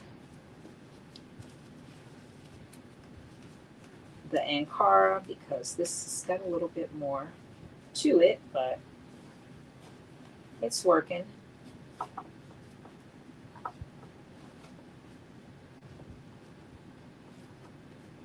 All right, there we go. And now I can stitch this. So there we go. See, it's a finished, kind of finished corner because I didn't take out that edge. But when I press it, it'll lay flat. That little divot won't be in there. I'm going to press it down. But that wouldn't have been in there if I wouldn't have edge stitched it. It would have laid perfectly flat. So what I am going to do is I'm going to finish that stitch so that all that stays in. It's already laying flat because I cut it. But let me just see if I can push that out anymore. Ooh, don't make a hole in it. I made a little hole. You see that? All right. Luckily it's at the bottom. All right, now I'm just gonna stitch this back.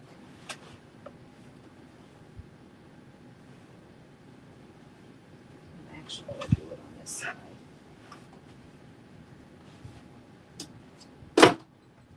Oops.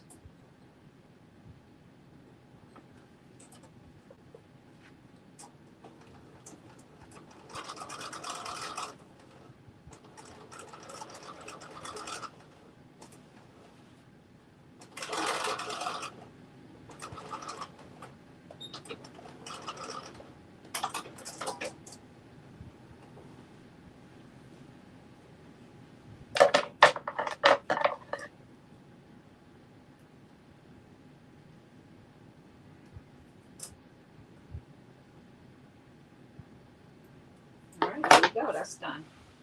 So that looks pretty good. All right, so now we are on step 12, which is the pleats. And I think we're going to do that and then we're going to probably stop because I think that's going to take us through, I think, and there are pleats on pieces 1, 2, and 3. So let's start on piece 1 and then we'll see how far we get with that. I think that might take us a little bit. And then what I might actually do is do the rest of the pleats off line, depending on how long it takes. Because once you do one, you do them all. So let me see. This is piece 1. So piece number 2 is the denim. That's the left side. And piece number 1 is the right side. So we're going to do piece number 1. Okay, here's our piece number 1.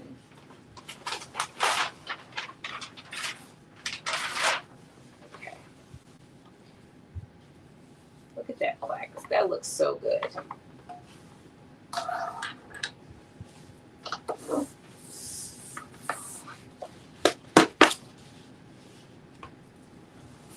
All right, so here we go. Let me lay this out.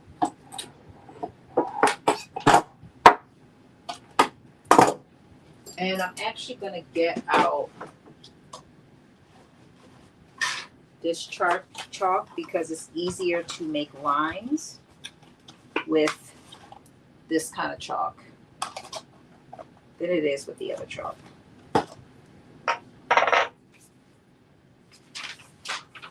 So what I am going to do to make it easier to transfer these lines over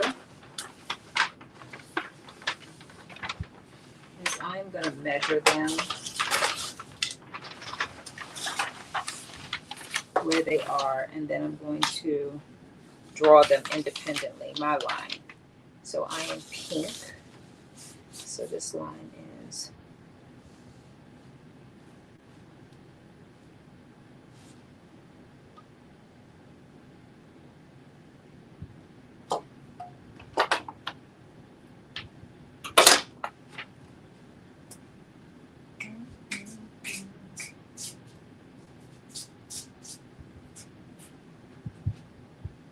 yes, I write on my rulers. It just makes it easier. All right, let's see, we're gonna do 11. So it's 11 to 16 and a half, right? Yep. It's 1, 2, 3, 4, 5, 5.5 inches long. And I have 1, 2, 3. Is there only 3? 1, 2, 3. Yep. 1, 2, 3. 1, 2, 3. Okay. The first one is 2 inches in. So I'm just marking. It's easier for me. I do have a TikTok account. Oh, to message me. Okay. That's great. So on TikTok, I am either LaShaun Michelle or So Sophisticated Designs. Either one of those, I am on TikTok. I'll see if I can drop a link. Yes, that'll work, because I just need to get some information to you from you so I can send you. Make sure you get your pattern and your money. Yay! Okay, yeah, I'm gonna make sure you get my information so you can send me.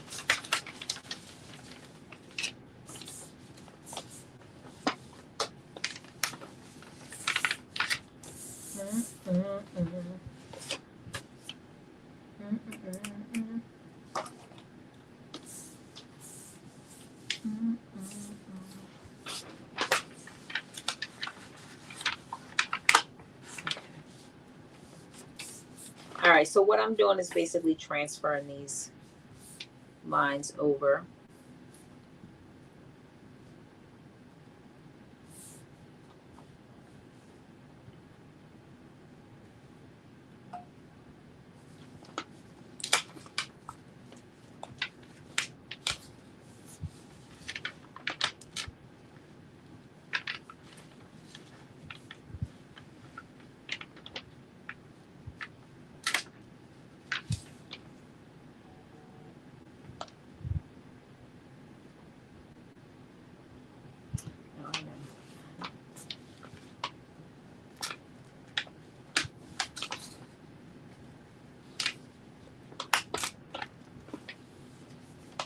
Okay.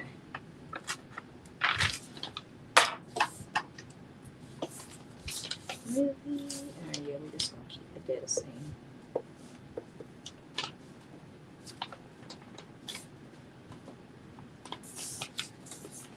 So there are 3 kind of pleats, sections of pleats.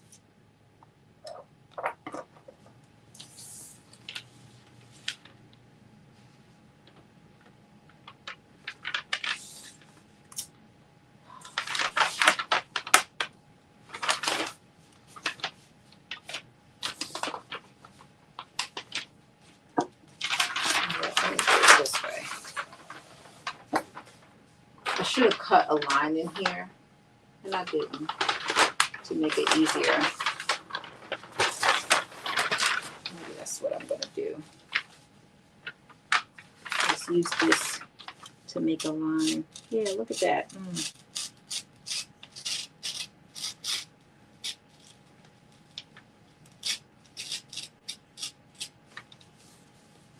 Okay, 1 line in.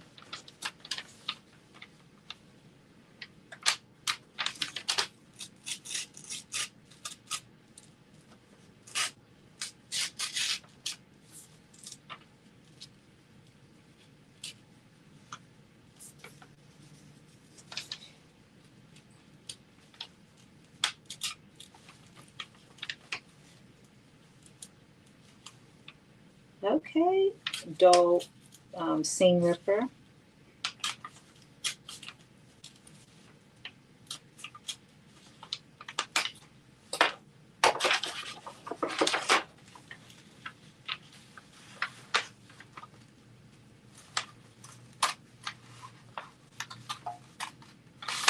All right, one more line to cut, and then we'll be able to kind of transfer this over.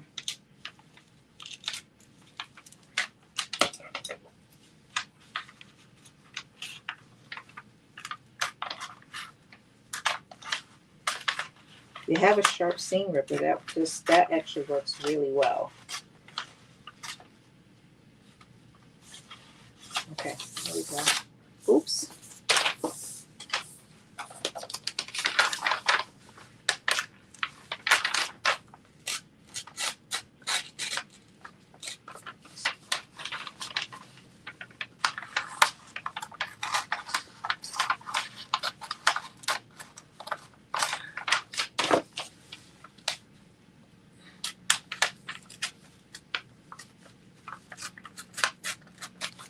So once this actually probably won't take as long as I thought it was going to take. Once we transfer this over, I think it's going to be pretty straightforward. And putting these pleats in.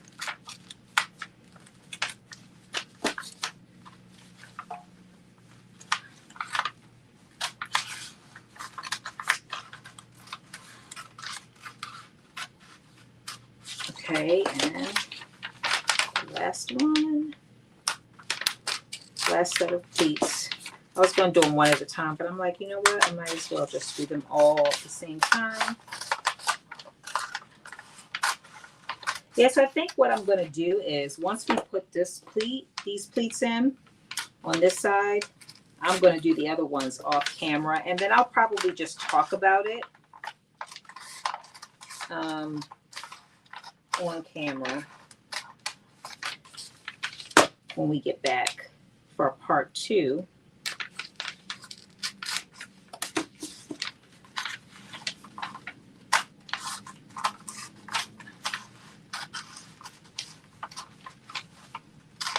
There we go. All right.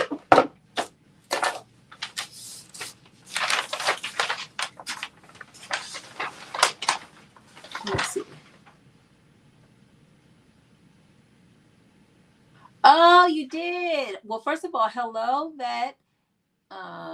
My IG, leave me a comment on my post. I did not know your IG type. So I'll look. I will look and see. Tell me, well, since you didn't know my IG, I'm sure we're not following each other, but tell me what your IG handle, oh, okay. Tell me what your IG handle is so I could go look at it. I would love to see it, and I'm going to repost it.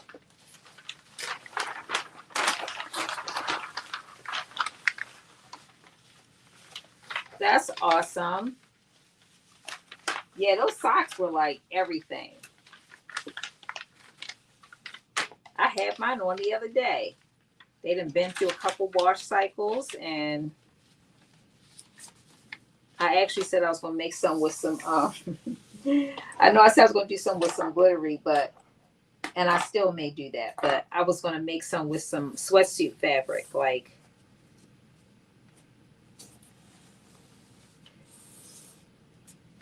be like comfortable lounge socks.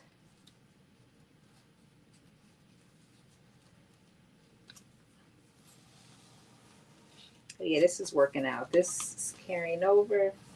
We're going to be in great shape.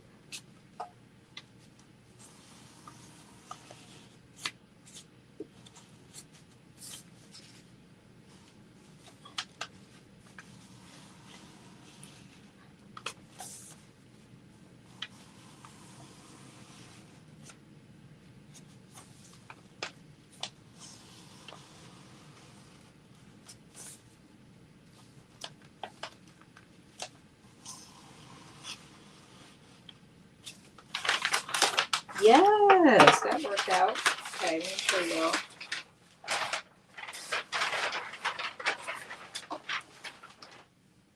Y'all can see Y'all see that? Those are my 3 sets of 3 lines. Those are my fold lines. Okay, so now that we have those in, not that I can't see them because I can. I don't need to darken them up again. Okay, so these are our waist pleats that we are putting in. And again, we have it in the front, left side, right side, back. And we are working on the right side right now. So with right sides of the fabric together for all pleats, press and fold on the fold line, on the pleat, pin, matching the corners, and stitch from corner to corner. Okay, let me see. Then press the pleat flat. So I'm assuming that they want us to do, this is going to be a little tricky. Let's see, like that, or maybe it's this way. Hold on.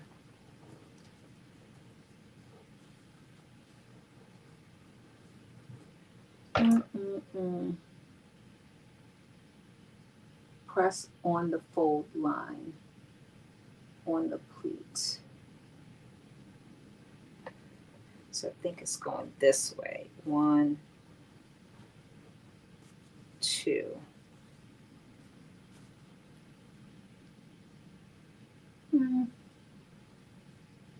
Yeah, I think that's right. What is it saying? That's the fold line. 1. Yeah, I think this is it right here.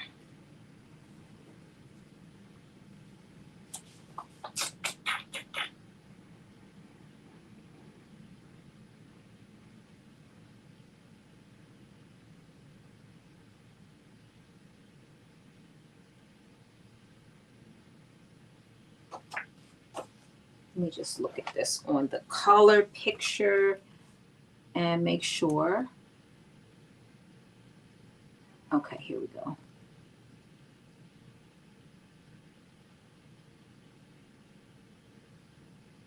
I just want to make sure I'm folding these pleats the way they are intended to be folded.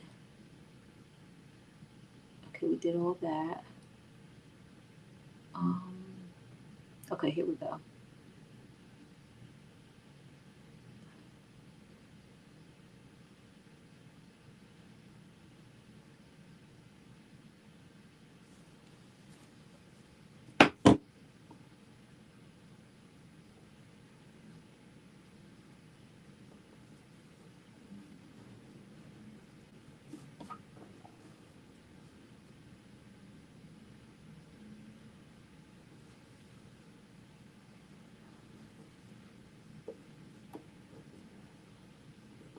Lord help me.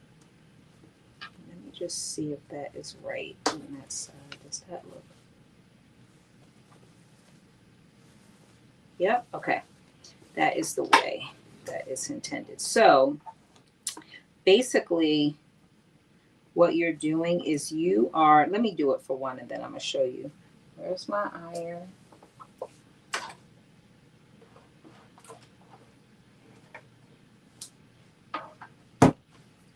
So here is the picture of the wrong side.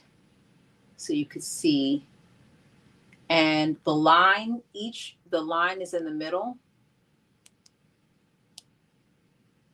So I'm doing mine on the right side, but either way, I'm basically drawing in the pleat so that the fold goes into the line, going in each direction. And it looks the same way on the wrong side of the fabric as well. So I'm just doing one at a time, folding one in towards the fabric. And I have to be a little bit careful because I don't want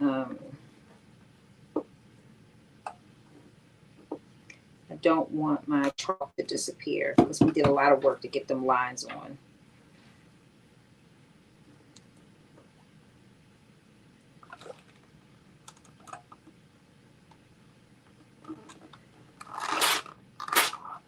There we go, that's one. And now I'm going back the other way at the same time. It's a little tricky, but it can be done.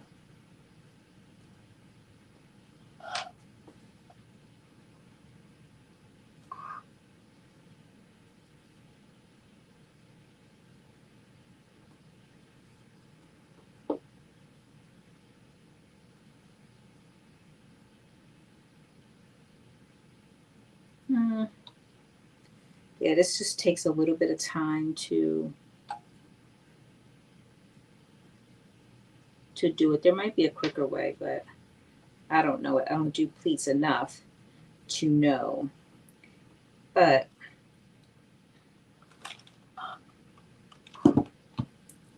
come on now, stay. Because they should meet in the middle. Okay, there we go.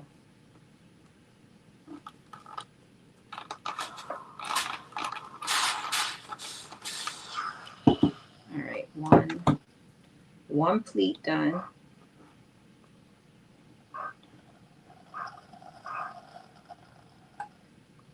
This feels so. That's one.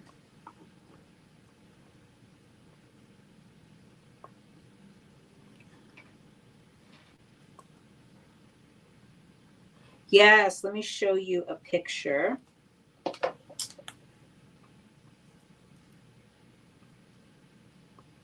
Let me show you a picture.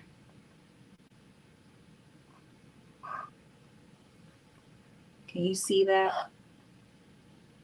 That's one picture. And let me see if I can show you another one. So I think she has several. Yes, here we go. Here's some more. This is of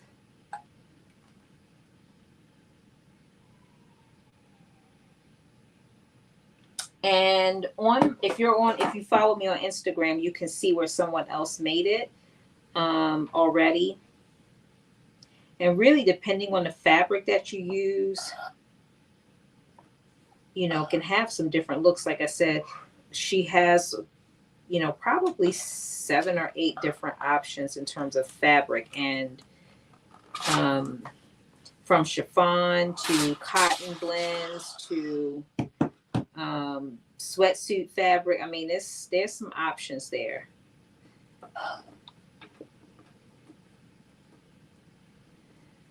Wait a minute.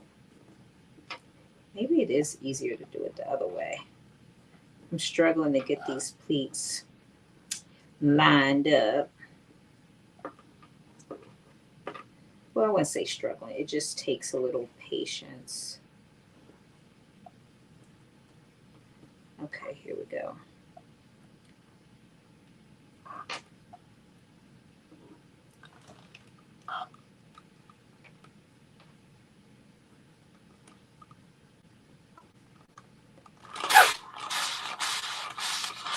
Ooh, I want to get rid of my first pleat. Just put that one in, and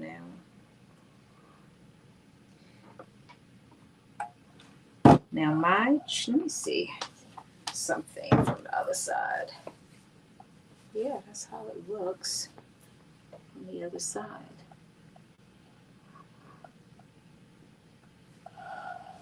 Okay, I just want to make sure I'm doing it right, and it is looking correct.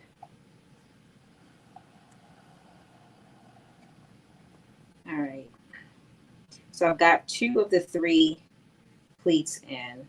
The challenge that I have is it's going to be a little harder for me to get this middle pleat in.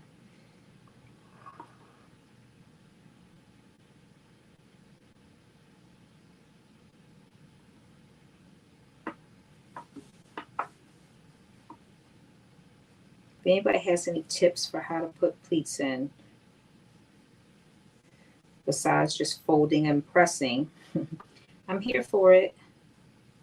I'm here for it. I'm not too proud. Okay. So there we go. That's one. So I got 2 pleats, and I'm trying to pin it. And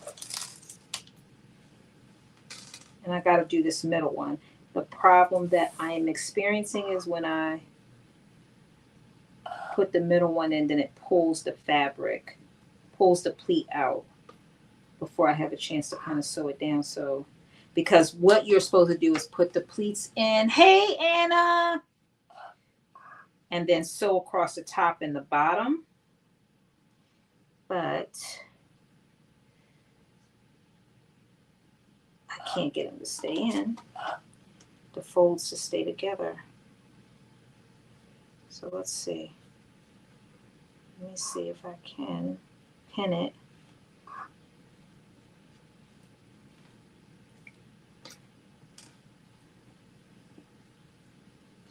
I can pin these to stay in.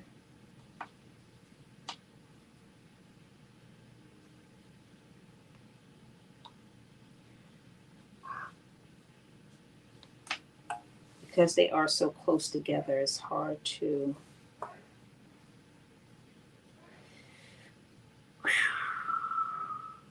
Yeah, that's going to be tricky.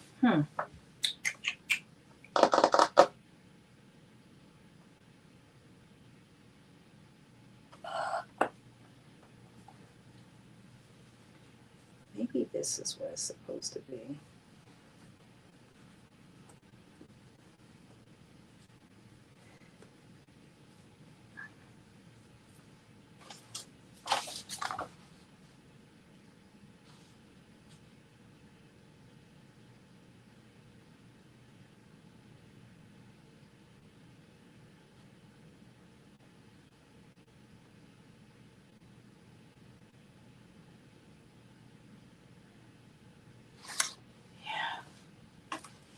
Yes, it's 3 pleats on each side. But let me just show you what my dilemma is, and you might be able to kind of help me. So my dilemma is that, so if you can see those 3, you have 3 pleats on each side. Well, you have, and then there's 3, 3. Oh, maybe that, you know what? Never mind.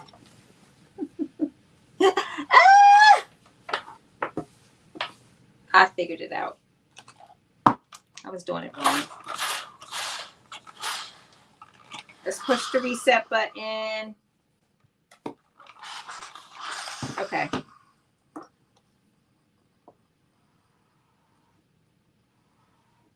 I was doing it wrong.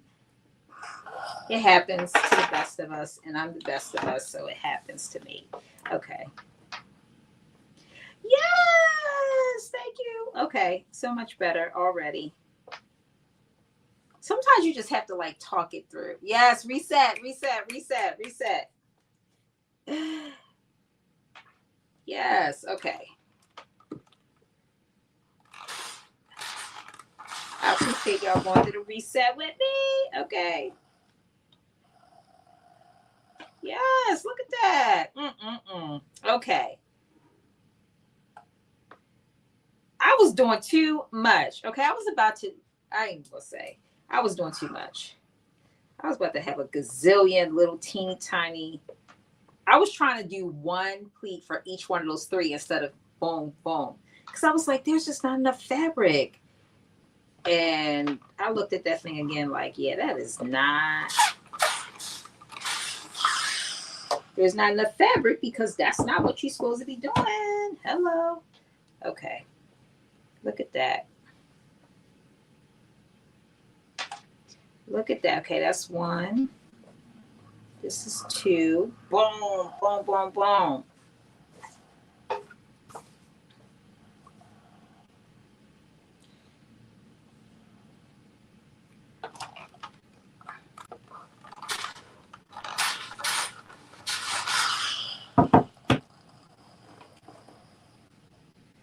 All right. Oh yeah, this is way, way easier. Way less time. I mean, it's not that it was difficult, but way less time than I thought it was going to be. That's why I always say I always make it faster the second time around. Once I work through all the little kinks of understanding. And last one, and then I'm going to press across the top of each one of these pleats. we're gonna be good to go. Okay.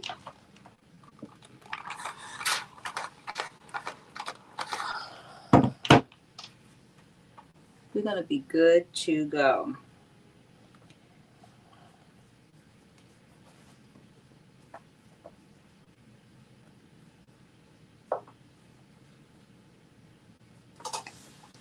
Oh yeah, look at that. It's coming together like it's supposed to be.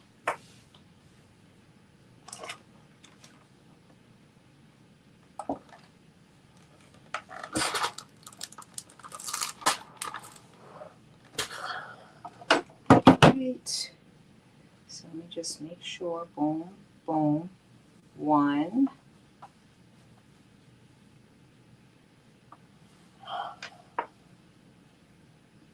And then boom, boom, two. And then three. Okay, so I'm going to press these and then I'm going to show you exactly what I did. Even though I think y'all probably already know, I will show you anyway. And then I think we're going to be done because we're going to do that. I'm going to look and see what we have left to do just to make sure. But I'm definitely feel like I should do the pleats off camera. Not that they will take long now that I figured out, but I think it'll move us, especially since I think this is probably the most time intensive part.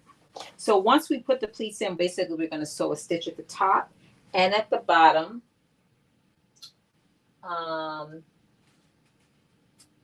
And then we're going to just press the pleats flat. So I'm just basically lining them up right now. There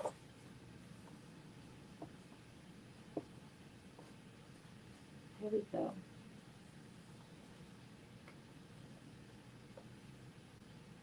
And I think what I do need to do is mark where my stitch is going to be because I don't have that.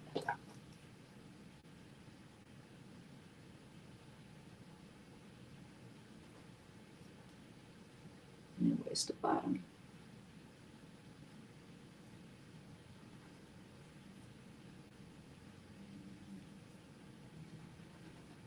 Oh, that's too short. Maybe not.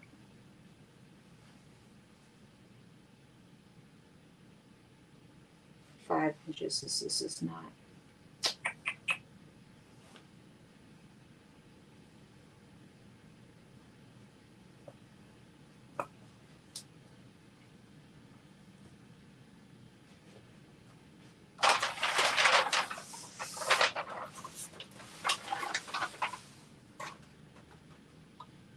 This 5 inches.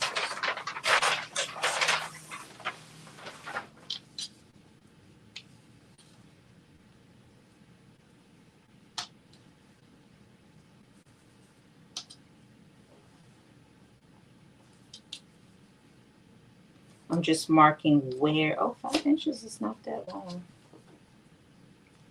Where I'm going to mark, where I'm going to stitch from the top to the bottom.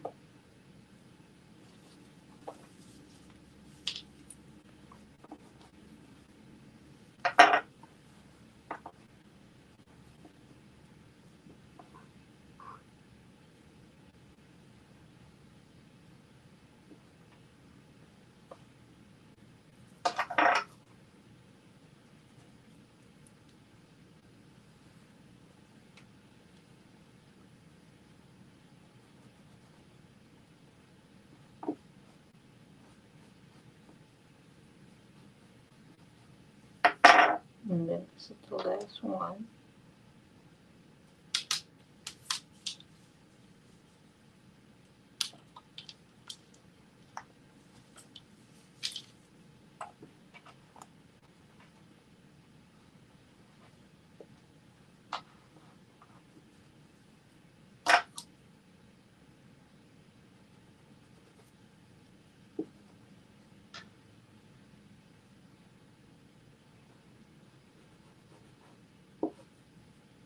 Okay. All right, I think I've got it marked, and now I can stitch.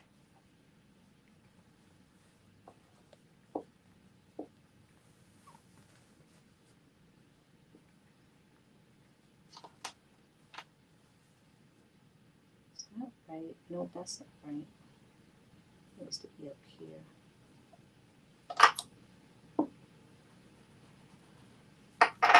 Okay.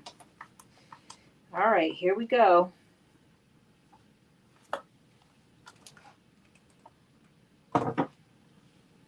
Here we go. I am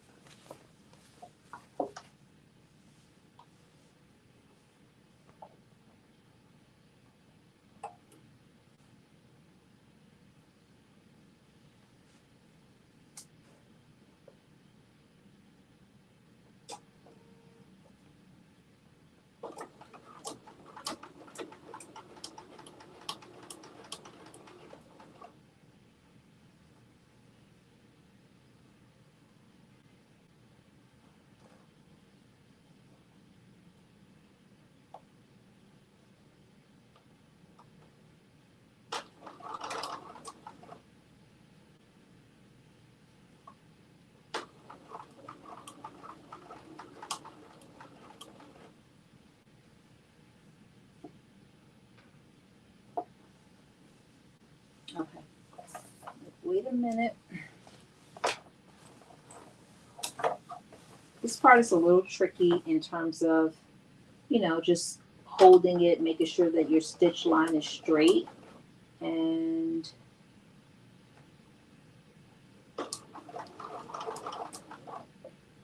that you keep your pleats together as they're going under the sewing machine.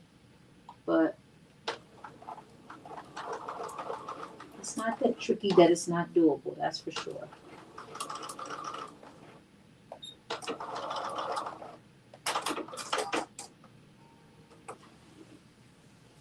Okay, now I'm doing the bottom. Yep, that looks really good. Looks really, really good. I'm very happy about it. And before we go, I'm going to pin this on to the dress form just so you all can see. Like, okay, this is what it's looking like so far.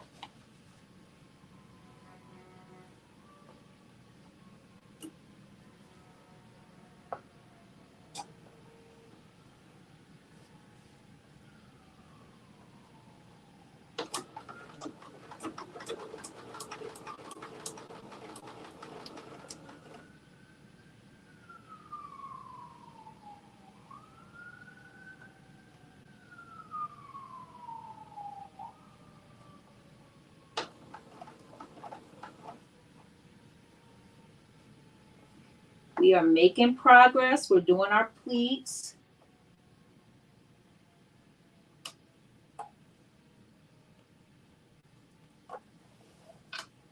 And this is just a little bit of the tricky part of making sure you have this all lined up.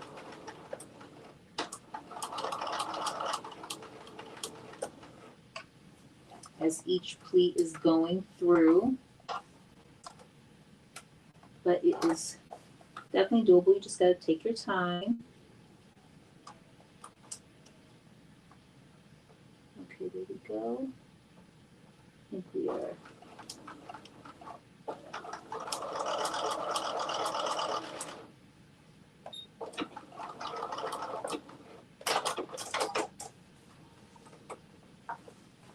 All right, here we go. Let me show you. Ooh. So there we go. That is, I don't know if you can see it, but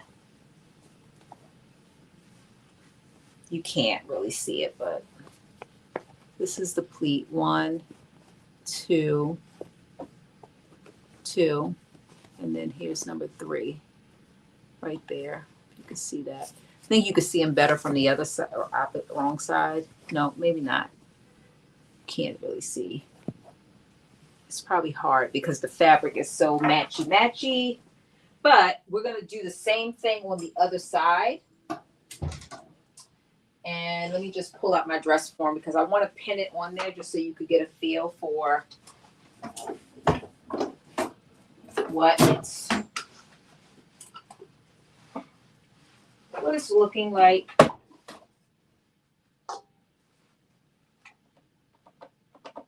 I forgot I moved my table. So can't get my dress form over there.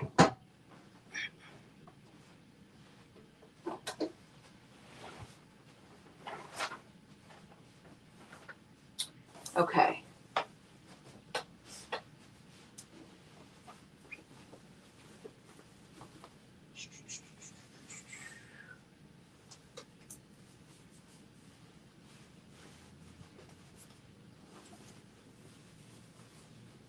So here is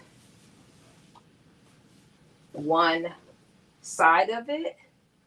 Again, I don't know if you can really see it, but what's that? This is an 8. Okay. Let me see if I can just pin this up here.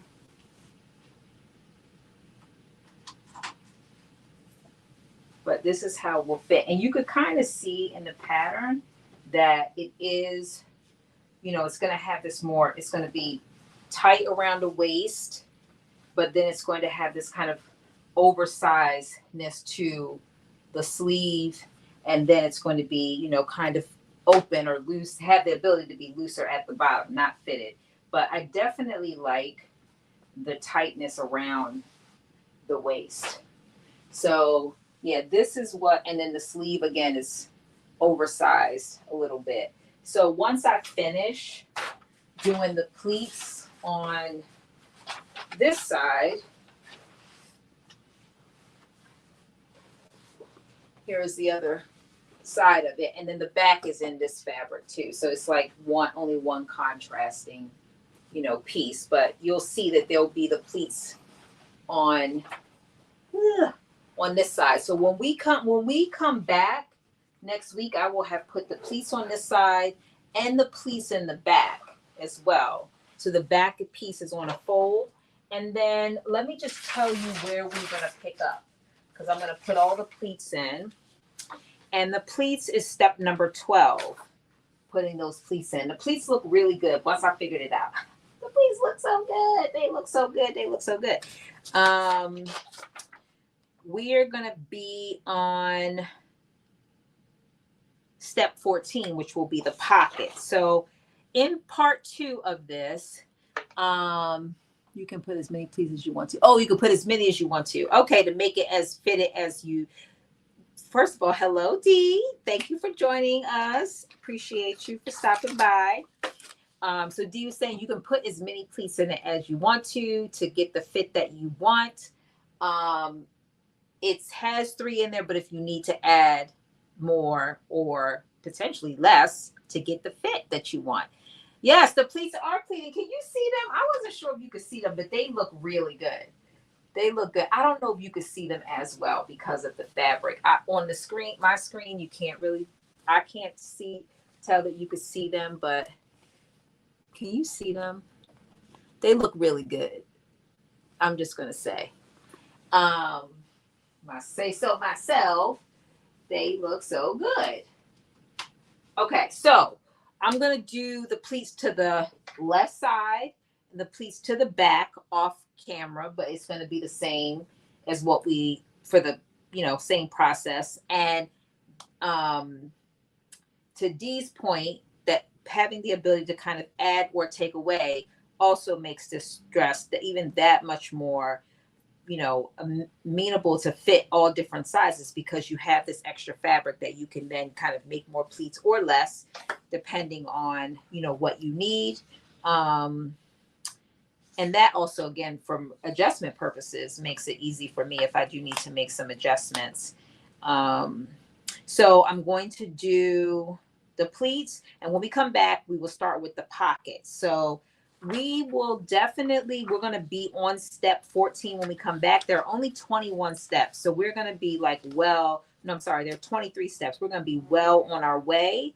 Like I said, I am going to do snaps for this. So that will also make the process, in my opinion, go a little bit quicker for our final. And I'm just wondering, I might even be able to put the snaps in. Do you think I can put the snaps in like off camera before we come back? Like, I think I can put those in. I don't think I need to. They're the last step in the process, but I think I can come back next week with the snaps already put in. So, since I am doing snaps, I think I'll be able to do that. So we won't have to do that part. I'll talk about it, but we won't actually physically do it. Okay, yes, that's what I'm thinking too. So I'm gonna have, when we get back on for part 2, I will have the snaps done. So we will literally have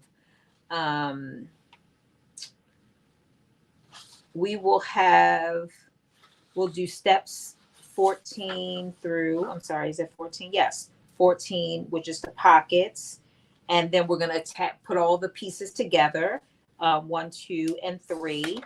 And then we are going to sew up the shoulder seams, put the collar stand on, and hem the sleeves and hem the bottom of the dress. So I definitely think we could do that in 2 hours, even on my slow sewing pace.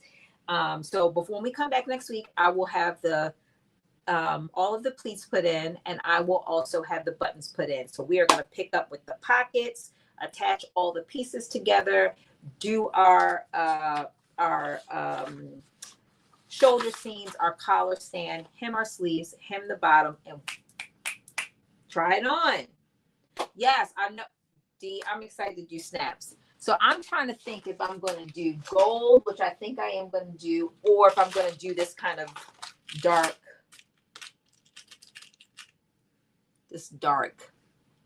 See that dark? So I'm either going to do like this dark, which it blends in. It's like you don't even see it. Well, you won't see it anyway because it's going to be on the inside.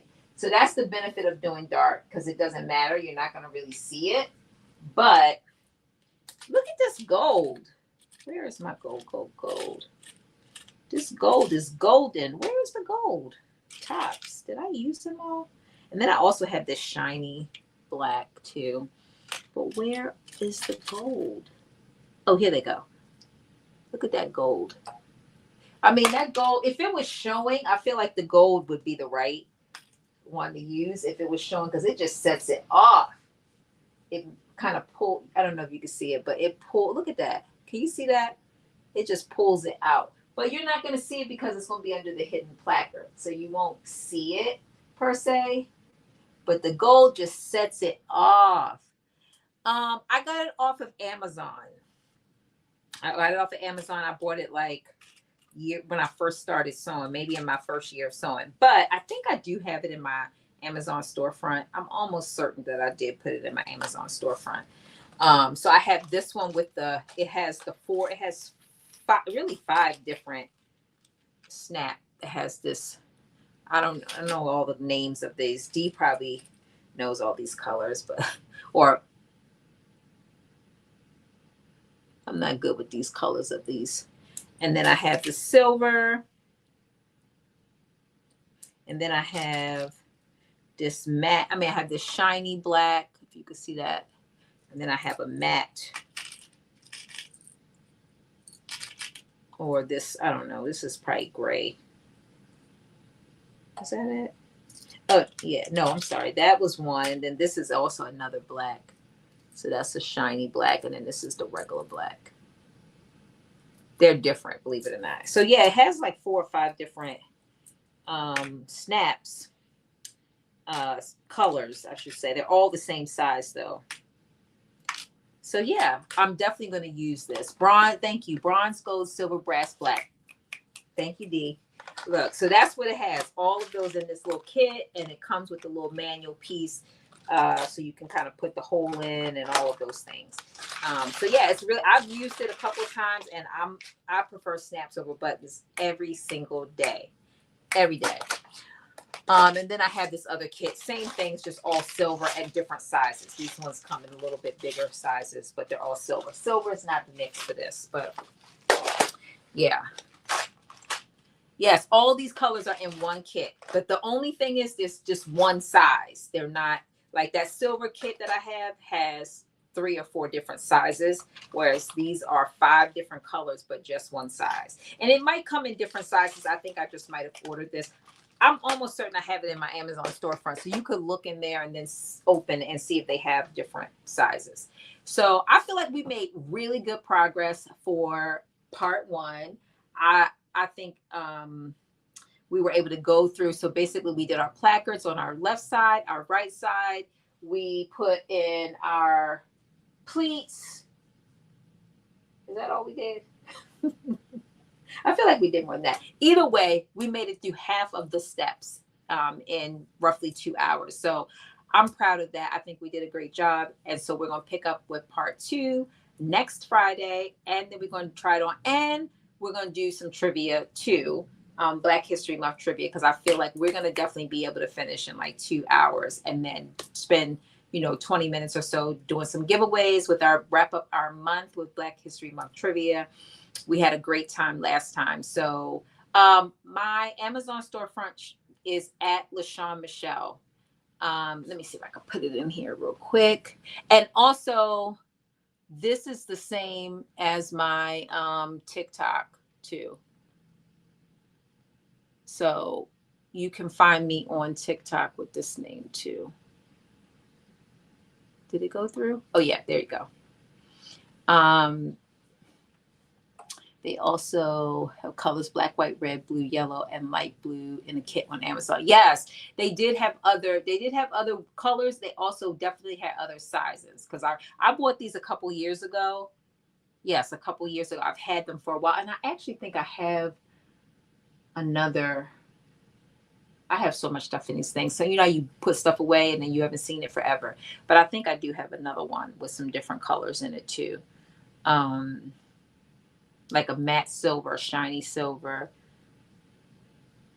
like these neutral tones. But yeah, definitely take a look and see what you can find and what you like. But I prefer snaps. We're going to be doing snaps. I'm going to do them ahead of time, but I'll talk about it. I may even do like a sample one on a piece of fabric just so you can see how I did it.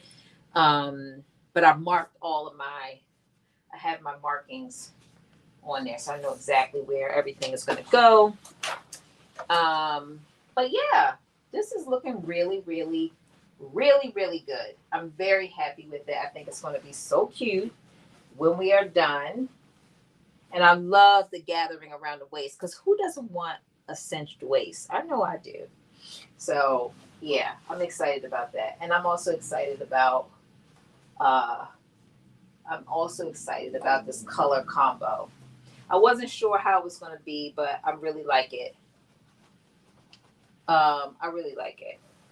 I think it looks better, in person than it looks on the camera. But this dark denim with this Ankara fabric. And like I said, the back is going to be all this fabric too. So this kind of calms it down a little bit. But yeah. Okay. So again, I think we have our agenda for next week. We did accomplish a lot today. And if you don't have this pattern, you definitely want to get it. I guarantee you will like it. And if you're not convinced this week, you will definitely be convinced next week when I try it on, right before we do our trivia. Should we do pleats if we have a tummy? I think you have the option. What I would say is that, and Dee, you tell me if you agree. I mean, if you want to see the fit first, I think you can go back in and put the pleats in, because it's not like it's lined. So you could put the pleats in after you sew the 3 pieces together to see, like, is it too wide in this area? Do you like it to just have a straight flow? Because Dee said you can put in as many or as little as you want. So what I would say is that, we're putting the pleats in before we sew it all together, but you could sew it together. And Dee, correct me if I'm wrong, but I definitely feel like you could sew the front and the side pieces to the back try it on and see, do you like the way it fits? Would you like it to be a little bit tighter or not? Because the pleats, and also the other part is it depends on how you want to wear it. Honestly, like if you look at Dee's picture, she's wearing it open, but she also has another. Let me see, is it on here where she's got it closed? Um,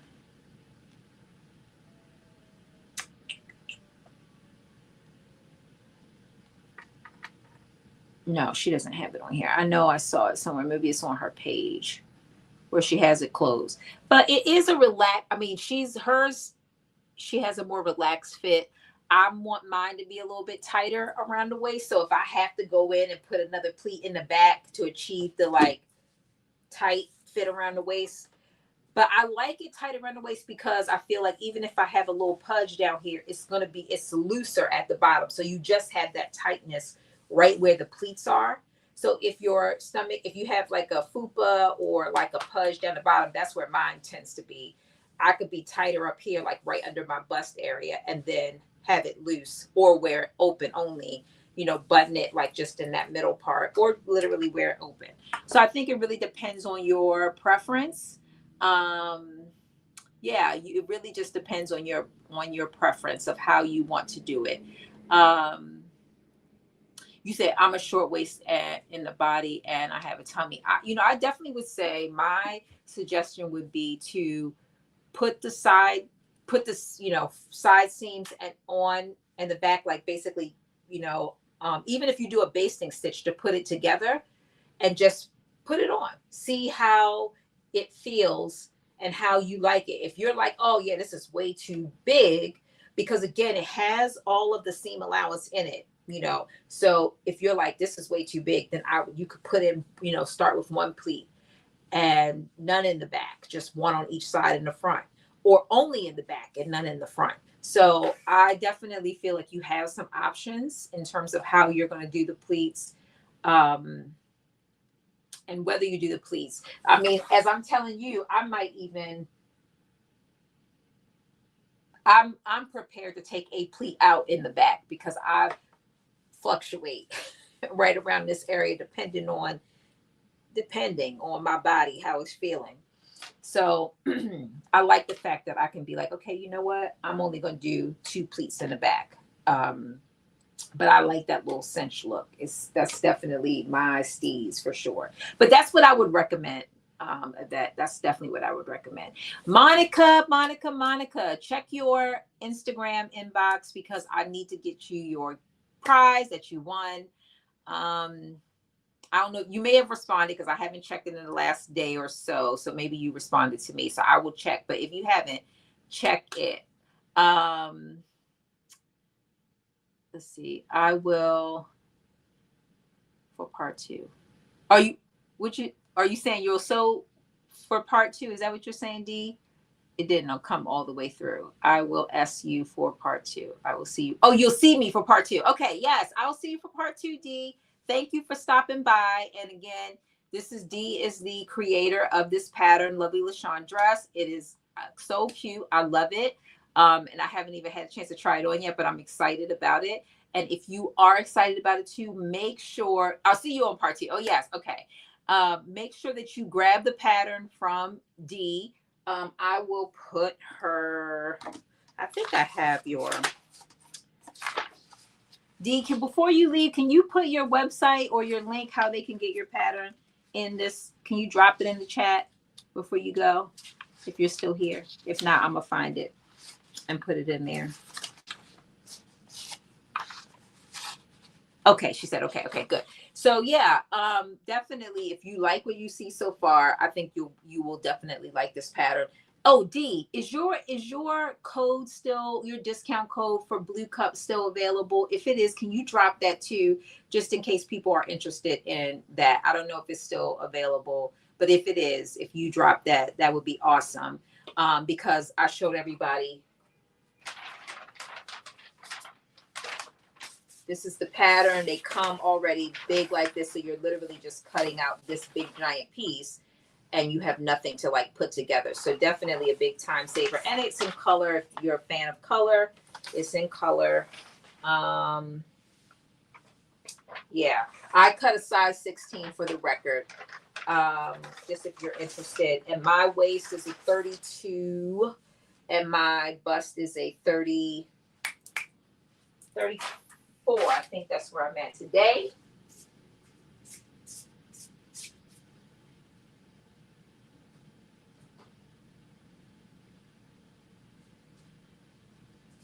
This, I am a look. I have to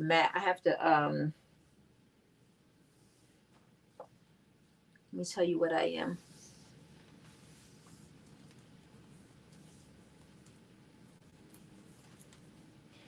I'll be a 32 one week, and I'll be a 36 one week. Okay, I'm a 33, so I'll be even.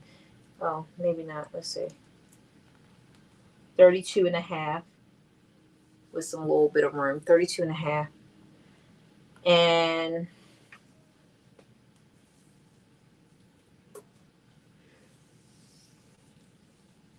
just for your own reference, 30. Well, this is probably not the. Oh, yeah, I do have broad. So this is probably right. 36 and a half. 32 and a half, 36 and a half. Okay, yeah. So Dee just dropped her Blue Cup code PBD15. And so, yes, definitely use that. I think you get, is it 15% off? I think is what you're getting, 15% off. And Dee's going to drop her link to if you want to order this pattern from her. Yeah, so once Dee drops her link in, then we're going to wrap it up, and we'll be back next week. I'm going to work on getting the other left side done, pleats on the left side done. And yeah, we're going to be in really good shape. We're going to be in really, really good shape in terms of being able to knock this out and do our trivia and prizes to wrap up Black History Month. Hopefully our Black pattern designers have felt very supported by the sewing community this month. Let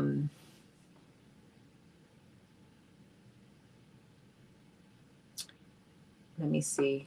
I'm trying to see if Dee's putting her website in here. If not, I think I have it.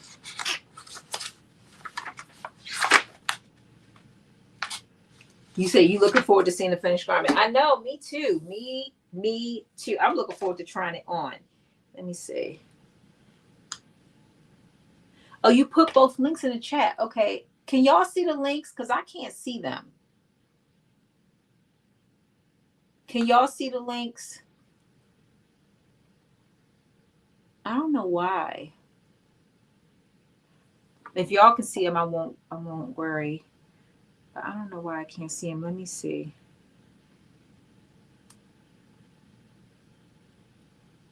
You don't see them. Okay. Dee, can you just the code? Okay. Yeah, I don't know for whatever reason why it's not showing up. I don't know why.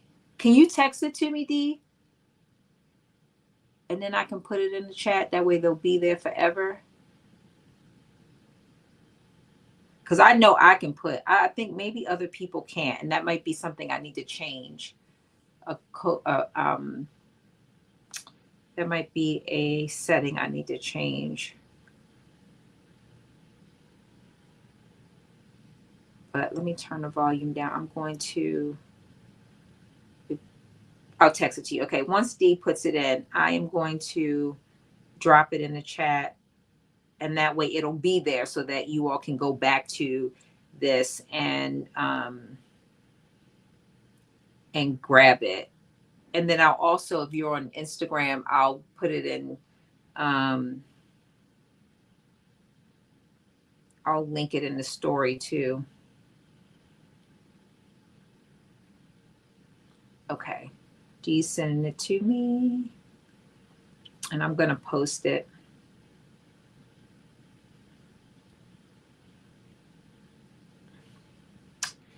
Yes. Okay, I think I got it. Yep, she just sent it to me. So let me drop this in so that we all can get it.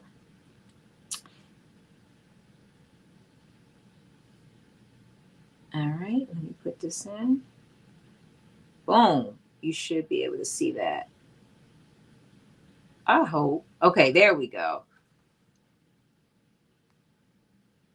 There we go. So now you should, that's where you're gonna, if you are interested in the lovely LaShuan dress, this is where you're gonna get it.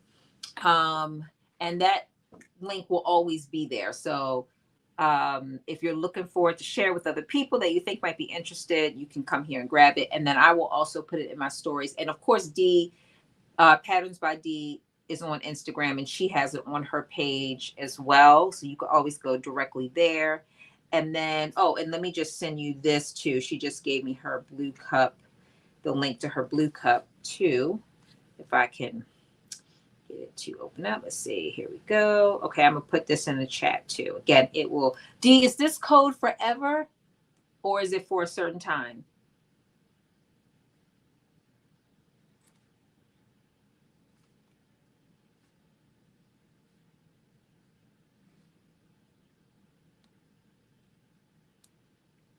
I hope it's forever. I hope it's forever. We would love for it to be forever. Because I think I'm addicted to the. Why is this not copying? Copy. Paste. Nope, doesn't like it. Let's see.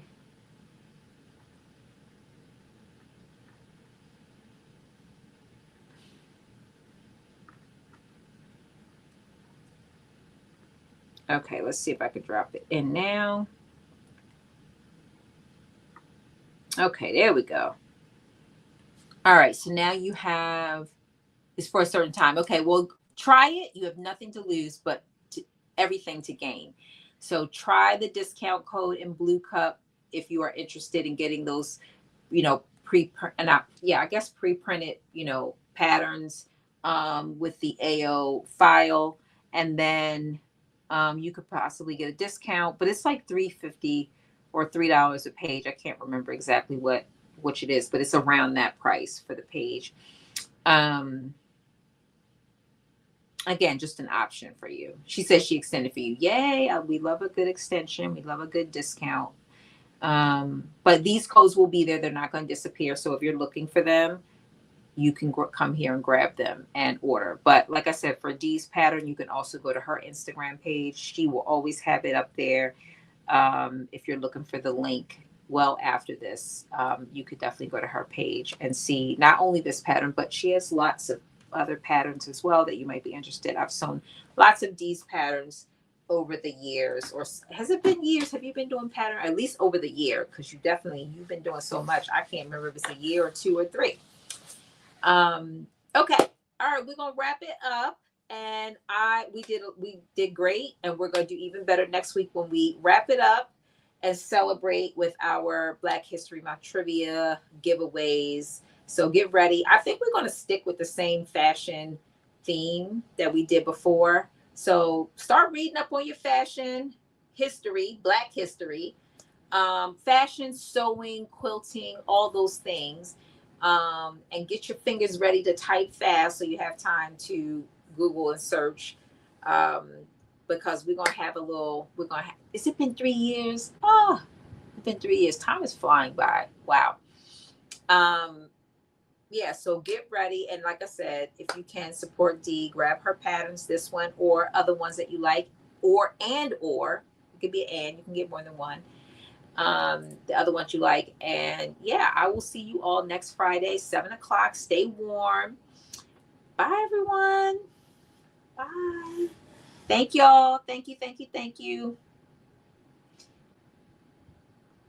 See y'all next week.